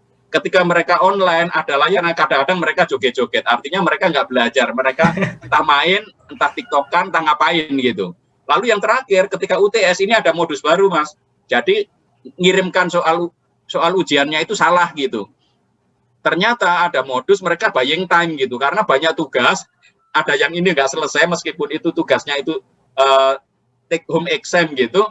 Mereka ngirimkannya soal aja, pokoknya dikirim nanti kan itu salah. Jadi sambil nunggu waktu dia mengerjakan soal-soalnya. Nanti minta, Pak maaf saya salah gitu. Iya. Jadi memang ada banyak modus, dan bagi saya yang perlu diselamatkan bukan hanya pengetahuannya, tetapi karakter anak-anak mahasiswa ini gitu. Karena kalau gurunya memberi tugas sesuai dengan buku, lalu kemudian memberi tugas yang gampang dicari di Google, tentu saja tidak bisa. Artinya mereka akan contek-contekan, pretest dan posttest saja mereka contek-contekan gitu kan. Jadi bagaimana dosen dan Bapak Ibu guru itu sungguh-sungguh mengajak peserta didik dan mahasiswa itu mandiri benar dalam belajar, karena di masa seperti ini itu justru Bapak Ibu guru ini harus lebih rewel memastikan bahwa anak-anak itu belajar, karena kalau tidak kita benar-benar kehilangan generasi ini yang menurut Yusuf Ishak itu posisinya sangat banyak juga, sekitar 4-5 juta anak Indonesia, dan itu harus memang diintervensi Mas, karena kalau tidak ini akan tertinggal terus kan. Sementara anak ini basicnya tidak dapat, kan pelajaran jalan terus gitu, dan itu kayak belajar bahasa Inggris gitu.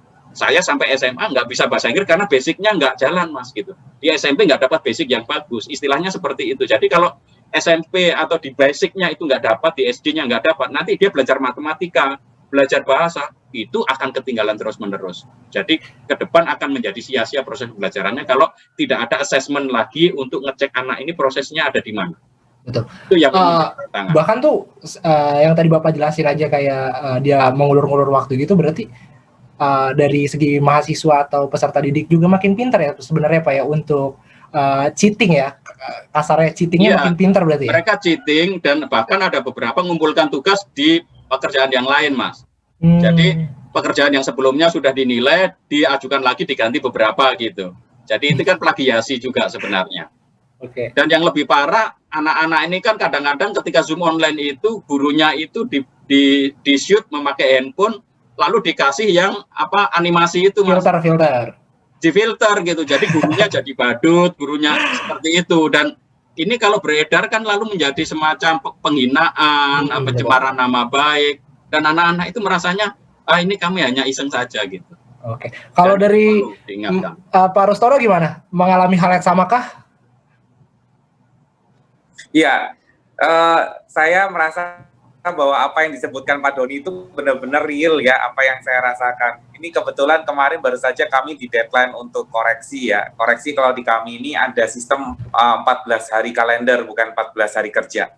Lewat dari 14 hari kalender, maka kebijakan kompensasi untuk apresiasi dari kampus itu akan berkurang 80%. Jadi kami di sini diminta untuk menilai cepat, tapi untungnya memang mata ini tidak bisa ditipu gitu ya, karena terlalu sering kita melakukan koreksi, kita jadi tahu, oh ini barang yang sudah disampaikan, atau ada beberapa yang tadi ya, betul yang dikatakan Pak Doni, bahwa mereka itu cheatingnya itu macam-macam, variasinya tingkatnya luar biasa ya, ada yang mereka sampai lupa untuk mengganti nama dosennya Mas, jadi nama pengajarnya itu nama pengajar yang lain, mereka submit di tugas saya begitu misalkan. Nah ini juga saya cross check ke teman-teman, ada yang melakukan seperti itu. Nah ini kita memang penting untuk selalu melakukan teguran. Jadi saya biasanya melakukan shock terapi. Contohnya misalkan pada saat tugas ya, waktu saya ini pengalaman dari proses saya belajar onsite. Onsite itu artinya kita tatap muka. Pada saat tatap muka secara tidak daring ya, jadi luring ya, secara luring itu saya selalu mendeteksi kira-kira di waktu kapan saya bisa memberikan tugas yang leluasa untuk dikerjakan oleh mahasiswa. Artinya begini, kita tidak boleh merasa eksklusif bahwa mahasiswa itu hanya milik kita, karena kan mereka belajar setiap hari selama beberapa hari berturut-turut. Jadi artinya kita harus melihat spot yang paling kosong itu kira-kira di kapan. Nah, saya curi start lebih awal, jadi di pertemuan pertama saya langsung berikan tugas. Ada mahasiswa yang berani seperti ini, mereka itu entah disebutnya bekerja sama atau bekerja untuk satu hal yang sama ya, ini dua hal yang berbeda. Tetapi mereka itu mengumpulkan hal yang sama dari dua orang yang berbeda. Jadi yang saya lakukan seperti ini Mas, mungkin ini semoga juga bisa menjadi, entah menjadi inspirasi atau mungkin Bapak Ibu punya masukan yang lain. Saya lakukan seperti ini, saya bilang tugas yang dikerjakan oleh nama dan NIM ini, dengan nama dan NIM ini adalah sama. Nilai Anda berdua adalah, waktu itu saya berikan nilai 75, saya bagi jadi 2, jadi 37,5 nilai masing-masing.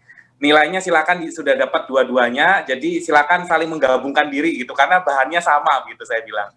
Nah sejak saat itu, mahasiswa ini pada saat UTS karena betul berbentuknya take home assignment ya, bentuknya assignment take home SM, jadi mereka assignment mereka kerjakan, mereka kumpulkan. Tidak ada yang berani seperti itu, tetapi yang saya ketemukan adalah yang mengganti nama dosen dari itu ada saya ketemukan di ujian tengah semester. Nah ini varian-varian yang kita temukan di kalangan anak-anak sekarang yang sebenarnya memprihatinkan, tetapi inilah akibat proses belajar daring yang memudahkan mereka itu untuk sekedar memindahkan template dan mensubmit pekerjaan yang begitu saja gitu ya, karena instan. Nah yang perlu kita sikapi juga itu sebenarnya adalah bagaimana kalau kita melihat bahwa bonus demografi yang tadi sempat disebutkan oleh Pak Doni juga ya, bahwa begitu kita harus memperhitungkan bahwa mereka ini adalah generasi penerus ke depan.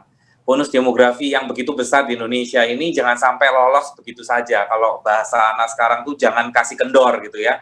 Jangan kasih lolos yang pakai baju merah gitu. Jadi artinya kita jangan kasih mereka untuk justru terlena. Saya menegaskan dengan, kebetulan kami cara melakukan penilaian assignment di dalam tugas itu kami diberikan kolom untuk melakukan pesan ya, meninggalkan pesan kepada mahasiswa kenapa dia mendapatkan nilai tersebut. Saya langsung menanyakan di situ. Jadi penilaian secara garis besar untuk nomor 1 bobotnya sekian, 2 sekian, 3 sekian. Kemudian ada sebuah pertanyaan besar yang harus dijawab, yaitu siapakah nama Bapak ini yang dicantumkan dalam tugas ini. Tolong dijawab. Nilai yang sementara saya kasih adalah nilai dengan nilai dari saya, nilai sisanya Anda minta ke dosen itu, saya bilang seperti itu. Jadi kita harus kasih shock terapi berkali-kali supaya mereka juga awas dengan apa yang mereka lakukan, karena mereka begitu serta-mertanya ya memberikan tugas tanpa memikirkan. Dulu di zaman saya sedang kuliah, saya mau menyebut nama dosen atau nama guru itu saya sampai cek berkali-kali, jangan sampai ada salah ketik. Kemudian kita mau memberikan pesan pun, pesan singkat melalui SMS itu saya mikir berkali-kali baru saya kirim gitu ya. Kalau sekarang mahasiswa itu bisa-bisanya, seperti tadi misalkan saya sedang melakukan FGD seperti ini, ada pesan singkat dari WhatsApp menyebutkan begini, Pak, perkenalkan nama saya begini, tadi saya salah mengirimkan email, seharusnya saya kirim email ke Ibu ini, tapi saya kirim email ke Bapak. Jadi bisa begitu mudahnya itu untuk revisi skripsi, Mas. Jadi tapi saya mengapresiasi, saya bilang enggak apa-apa, lain kali lebih cermat ya. Saya apresiasi, permohonan maafnya saya terima gitu. Paling tidak masih ada inisiatif gitu. Ada beberapa yang justru hanya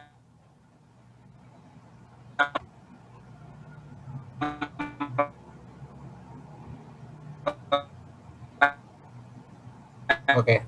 Pak Rustono, sepertinya jaringannya bermasalah nih, Pak Rustono nih. Oke, mungkin kita masuk dulu ke Mbak Yunanda. Itu saja tanpa peduli, gitu ya. Jadi saya bilang kenapa seperti itu, nggak diperlukan data. Oke. Tadi agak terputus Pak Rustono, mungkin kita masuk ke Mbak Yunanda dulu ya. Oke. Nggak apa-apa. Oke. Iya. Kalau Mbak Yunanda sendiri gimana nih memandang dari si belajar online ini? Apakah benar nggak sih kayak dari orang tua sendiri punya keresahan sendiri gitu nggak sih, kayak aduh jadi lebih gampang nyontek juga nih anak saya ini, atau kayak wah nanti nggak lebih kreatif nih atau gimana gitu-gitu, gimana nih? Oh iya banget, karena malah dikit-dikit tuh sering anakku tuh yang SD, dia padahal udah lagi Zoom, dia lagi online, dia nggak ngerti tapi nanya sama aku. Tapi malah aku ngomong, itu ada miss, tanya. Aku bilang gitu kan, kecuali kalau memang udah lagi nggak Zoom, kita lagi ngerjain tugas, kamu nanya ke Bunda, oke, akan Bunda jawab, tapi ini Miss lagi online loh, kamu bisa tanya loh, aku bilang gitu kan, gitu. Jadi memang akhirnya jadi ngegampangin karena ngerasa pasti akan dibantu sama ibunya gitu ya untuk PJJ ini gitu. Malah ada yang di TK itu, jadi dia orang tuanya kebetulan bekerja dan memang seminggu beberapa kali itu sudah ke kantor gitu.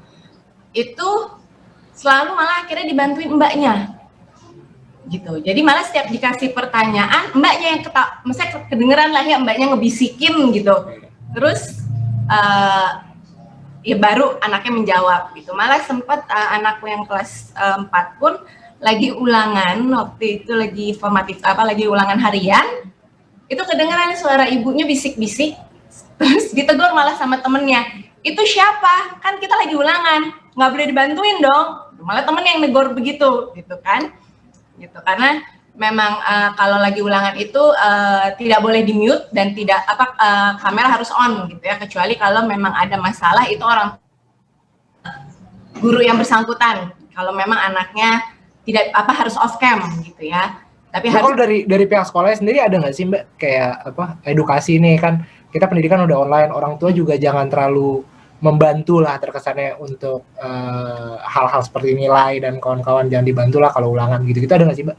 Ada banget, sering, gurunya itu juga sering, malah saat Zoom juga guru sering, Mom, Dad, jangan dibantuin ya anaknya, sering, seperti itu pun sering gitu. Cuman ya kadang-kadang mungkin entah orang tuanya biar cepet deh gitu kan, gitu, maksudnya udah deh gitu, pokoknya bisa ngerjain gitu, kadang-kadang kan suka seperti itu juga gitu. Jadi ya masih ada aja walaupun sudah diingatkan sama guru-gurunya pun juga ya tetap aja. Dan sama kayak tugas gitu, ini juga tugas kan sebenarnya dikasih waktu itu selalu mengumpulkan di setiap akhir minggu gitu, karena dengan pertimbangan apabila ada yang orang tuanya bekerja, kalau di weekend kan bisa mengerjakan gitu sama anaknya. Itu juga tetap aja masih banyak yang nggak ngumpulin gitu, sehingga akhirnya gurunya mengejar-ngejar gitu.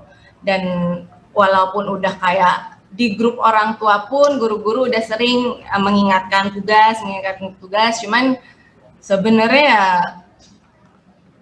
ya itu banyak aja gitu, masih aja ada yang tidak mengerjakan dan segala macamnya gitu. Oke. Oh, nanti jadi takutnya pendidikannya malah nggak ini ya, nggak efektif ke anaknya sendiri ya. Kita masuk ke pertanyaan terakhir. Ini kita jawab singkat aja. ada nggak sih saran dari narasumber-narasumber yang telah bergabung dari FGD ini, jika sekolah kembali dibuka, apa sih yang harus dipersiapkan terlebih dahulu oleh pemerintah ataupun juga dari institusi pendidikan? Dijawab singkat aja ya, mungkin dari Pak Rustono.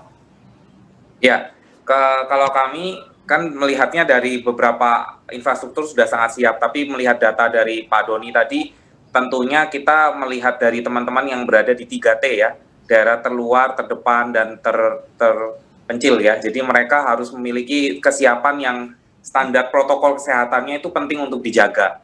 Nah, kemudian yang kedua adalah alternatif yang tadi sempat saya sampaikan, terutama kalau di pendidikan tinggi ini, kita akan menelurkan sarjana ya ataupun magister ataupun doktoral itu yang mereka akan berkarya di masyarakat. Jadi pendidikan yang sekiranya bisa memberikan inspirasi bagi banyak orang. Kalau tadi Mas Desmond sempat menyampaikan agent of change, ya itu betul sekali. Kenapa? Karena tentu saja mereka punya beban di pundaknya untuk bisa memberikan itu. Dan yang ketiga, kita bersama-sama menumbuhkan gerakan yang sekiranya bisa memberikan pemulihan pada beberapa sektor yang terdampak ya, secara medis, kesehatan, ekonomi, kemudian selain pendidikan tentunya, dan ada beberapa sektor-sektor strategis yang harus disentuh secara langsung. Nah, ini penting, sektor pendidikan itu menjadi stimulus yang paling mudah untuk bisa masuk ke berbagai ranah. Jadi 3 hal itu yang saya pikir harus segera disiapkan. Oke, kalau dari Mbak Rika? Ya, kalau sekolah dibuka lagi, pembelajaran tatap muka kembali dilakukan, kita harus menyadari bahwa kondisi tidak akan sama seperti sebelum pandemi ya. Kemungkinan kita masih harus, seperti kata Pak Dr. Rustono tadi, harus beradaptasi dengan kondisi COVID yang masih ada di sekitar kita. Kemudian kalau dari sistem pembelajarannya, menurut saya harus dipetakan atau dilihat peta kemampuan siswa ya, karena kan selama PJJ yang murni sekolah di rumah, belajar di rumah ini kan dampak pada masing-masing anak beda, capaian pada masing-masing anak juga beda, karena banyak faktor termasuk akses yang berbeda juga, kemampuan digital yang berbeda, kemampuan guru yang berbeda. Nah, dalam satu sekolah pun harus dilihat ya, capaian seperti apa yang didapat oleh anak-anak itu. Karena kalaupun misalnya yang selama ini pembelajaran secara daringnya lancar, itu pun pengalaman dari teman-teman saya nih, teman-teman saya yang guru, jadi nilai itu bagus semua selama ini. Jadi apakah anak-anak itu benar-benar belajar? Atau justru orang tua atau orang lain yang mengerjakan? Itu kan nanti akan terlihat di hasil evaluasi. Nah, dari hasil evaluasi itu treatmentnya kan tidak bisa sama. Jadi mungkin harus dibedakan anak-anak yang benar-benar sudah menguasai, anak-anak yang masih tertinggal, atau anak-anak yang masih agak kurang dan sangat kurang gitu. Kemudian perencanaan yang matang. Perencanaan matang itu kan tidak sekedar bagaimana pembelajaran dilakukan, apakah mau sistem shift ataukah mau blended, atau bagaimana pengaturan ruangan, atau bagaimana proses di sekolah, siapa yang harus masuk di jadwal mana gitu kan. Tapi yang kembali tadi dari hasil evaluasi itu akan ketahuan anak-anak itu perlu pembelajaran yang seperti apa untuk misalnya yang tertinggal, untuk supaya bisa mengejar teman-temannya. Karena kan menurut kajian dari Bank Dunia, kalaupun pembelajaran itu tetap dilakukan, ke sekolah dibuka dan pembelajaran berlaku seperti sebelum pandemi, itu akan dampaknya sama aja gitu. Artinya tidak akan mengembalikan anak-anak yang tertinggal, anak-anak yang selama ini hilang pembelajarannya karena banyak faktor itu. Jadi kembali lagi harus disesuaikan kondisi anak-anak, kemampuan dari anak-anak itu, sekaligus juga tetap harus protokol kesehatan dan segala macam untuk mencegah COVID ya, karena kan kita tidak akan kembali normal. Katanya perkiraan ada yang mengatakan sampai 2022, ada yang mengatakan kemungkinan masih naik sampai paling tidak pertengahan 2021. Jadi mau nggak mau memang kita harus beradaptasi dengan semua itu. Oke, kalau dari Mbak Yunanda gimana? Kalau aku pribadi sih itu pokoknya protokol kesehatannya juga benar-benar harus diperhatikan, gitu, terutama buat anak-anaknya. Guru-gurunya pun juga mungkin memberi contoh lebih kali ya ke anak-anaknya gitu, kayak untuk pemakaian maskernya juga. Ya kadang-kadang itu yang tadi juga udah dibilang kan, kadang-kadang guru ngumpul tiba-tiba lepas masker gitu, mungkin itu jangan begitu gitu kalau dilihat anak-anak gitu, tetap memberikan contoh lah gitu ke anak-anak, sehingga anak-anak juga jadi lebih terbiasa untuk melakukan 3M itu, terus untuk menjaga kebersihannya juga gitu aja sih. Oke. Terakhir Pak Doni. Ya, saya membaginya menjadi dua, Mas, yang harus disiapkan. Pertama, dari pihak sekolah sendiri, satuan pendidikan, ini terkait dengan pemerintah daerah dan pusat, kementerian, dan infrastruktur di masyarakat. Jadi, di dalam infrastruktur di masyarakat itu yang paling fundamental adalah sosialisasi dan edukasi COVID, Mas. Jadi, sebelum sekolah itu dibuka, masyarakat itu harus sungguh-sungguh paham tentang bahaya dan bagaimana proses penularannya. Ini yang harus mereka ketahui, gitu. Karena hanya kalau ngomong 3M saja, jaga jarak, itu kayaknya itu nggak ngefek, ya. Nggak ngefek. Artinya, saya ini cuma ke pasar saja kok, gitu. Kayaknya ada orang ditegur ketika nggak pakai masker, saya ini cuma ke pasar aja kok, sudah diomongin macam-macam, gitu. Jadi, kesadaran ini sangat kurang, gitu. Maka harus ada sosialisasi dan kesadaran, baik di kalangan pemerintah, itu pemerintah daerah, lalu pendidiknya, Bapak Ibu guru, karena kalau Bapak Ibu guru ini sekarang katakanlah infrastrukturnya bagus, mereka datang ke sekolah, siswanya masih tetap belajar dari rumah, di sekolah itu Bapak Ibu gurunya sudah lepas itu, nggak ada jaga jarak, kemudian tetap nggak pakai masker, dan lain-lain, itu terjadi gitu. Jadi seolah-olah udah biasa gitu. Nah ini harus ada, jadi sosialisasi edukasi COVID. Yang kedua, protokol kesehatannya harus disiapkan sungguh-sungguh dari sisi mulai dari hand sanitizer, termogan, lalu kemudian face shield kalau perlu, dan diedukasi bagian sekolah. Jadi protokol yang sejak awal pintu masuk ke sekolah itu sampai ke dalam harus tahu gitu, dan harus ada istilahnya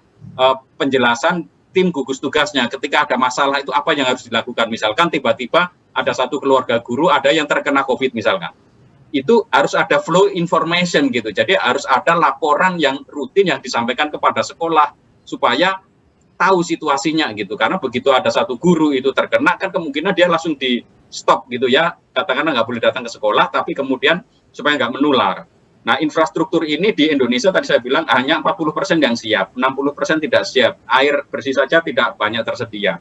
Jadi pemerintah daerah harus memastikan ini. Lalu yang terakhir, yang bagian sekolah, itu yang memang paling berat adalah pemerintah daerah itu perlu membuat asesmen awal. Dan ini bisa dibantu dengan Dapodik pemerintah pusat. Saya rasa sudah ada, pemerintah sudah memiliki data-datanya, jadi dipetakan mana sekolah yang tak ada internet, mana yang ada. Sehingga nanti ketika sekolah dibuka, dimungkinkan untuk blended learning. Jadi karena yang datangnya itu nggak akan full, satu kelas biasanya 30, sekarang hanya 15, maka yang 15 itu belajar di rumah, tetap dilayani melalui pembelajaran jarak jauh. Jadi bisa dimodel seperti itu. Lalu kemudian pemerintah daerah selain mengakses bagaimana kondisi sekolahnya, ya kesiapan sekolah, juga sekolah sendiri diminta untuk mengakses kondisi siswa dan keluarganya. Harus ada database-nya. Di beberapa sekolah Jakarta sudah bagus, diminta menuliskan nama Bapak Ibu guru yang siapa, punya penyakit komorbid atau tidak, kemudian latar belakang keluarganya pernah ada yang kena COVID atau tidak, sehingga di sini bisa dilacak kalau nanti ada kemungkinan. Yang terakhir, intervensi harus diberikan kepada Bapak Ibu guru. Karena Bapak Ibu guru yang di dalam kelas, ya kalau tadi saya bilang di sekolah harus tahu kondisi siapa orang tuanya ya, tapi sekarang guru sendiri di dalam kelas dia harus ngerti kondisi siswanya. Oh siswa ini dia bisa akses internet, di sini tidak, dia hanya bisa WhatsApp, di sini dia tidak. Lalu kemudian yang lain sama sekali nggak ada listrik, nggak ada internet dan lain-lain, harus dikasih alternatif, misalkan dikirim lewat kantor pos, metode materi pembelajarannya, atau tadi seperti Bu Yunanda, orang tuanya datang ke sekolah ngambil materi, atau beberapa sekolah TK di Jakarta ada yang ngirimkan materi-materi, itu ada media tanam, bibit, ada pot gitu, lalu dikirimkan ke rumah, tinggal dikasih petunjuk, bantu orang tuanya untuk berkegiatan, berkebun bersama anak. Jadi ini yang harus dibutuhkan Mas, sehingga kalau dua hal ini infrastrukturnya disiapkan, termasuk transportasinya Mas, harus jelas bagaimana kayak seperti di Jakarta ini, Transjakartanya kan harus aman. Bapak Ibu guru kan banyak yang pakai transportasi umum. Jangan sampai kemudian begitu ke sekolah malah justru menyebarkannya lebih banyak. Jadi dari hulu ke hilir harus diperhatikan sekali ya Pak Doni ya?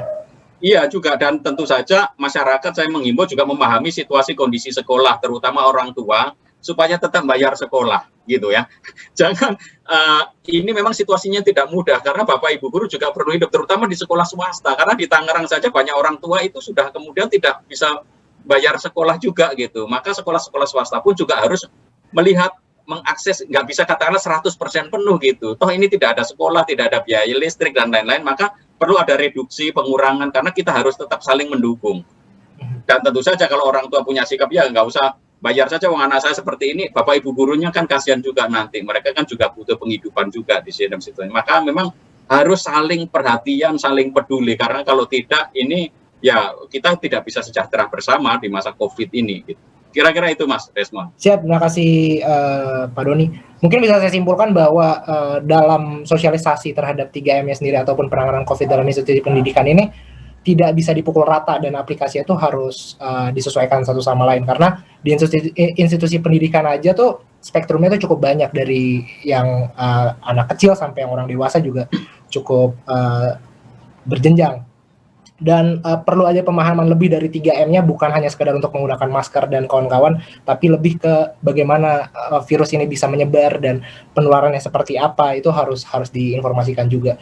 Dan pemerintah juga harusnya sudah mulai tidak terlalu jangan hanya fokus terhadap pendidikan daring aja, tapi jika nantinya harus dibukanya kembali sekolah ini, pemerintah sudah harus siap, dan alasannya juga harus bukan karena faktor ekonomi saja, tapi juga harus berdasarkan pada standar-standar kesehatan yang ada.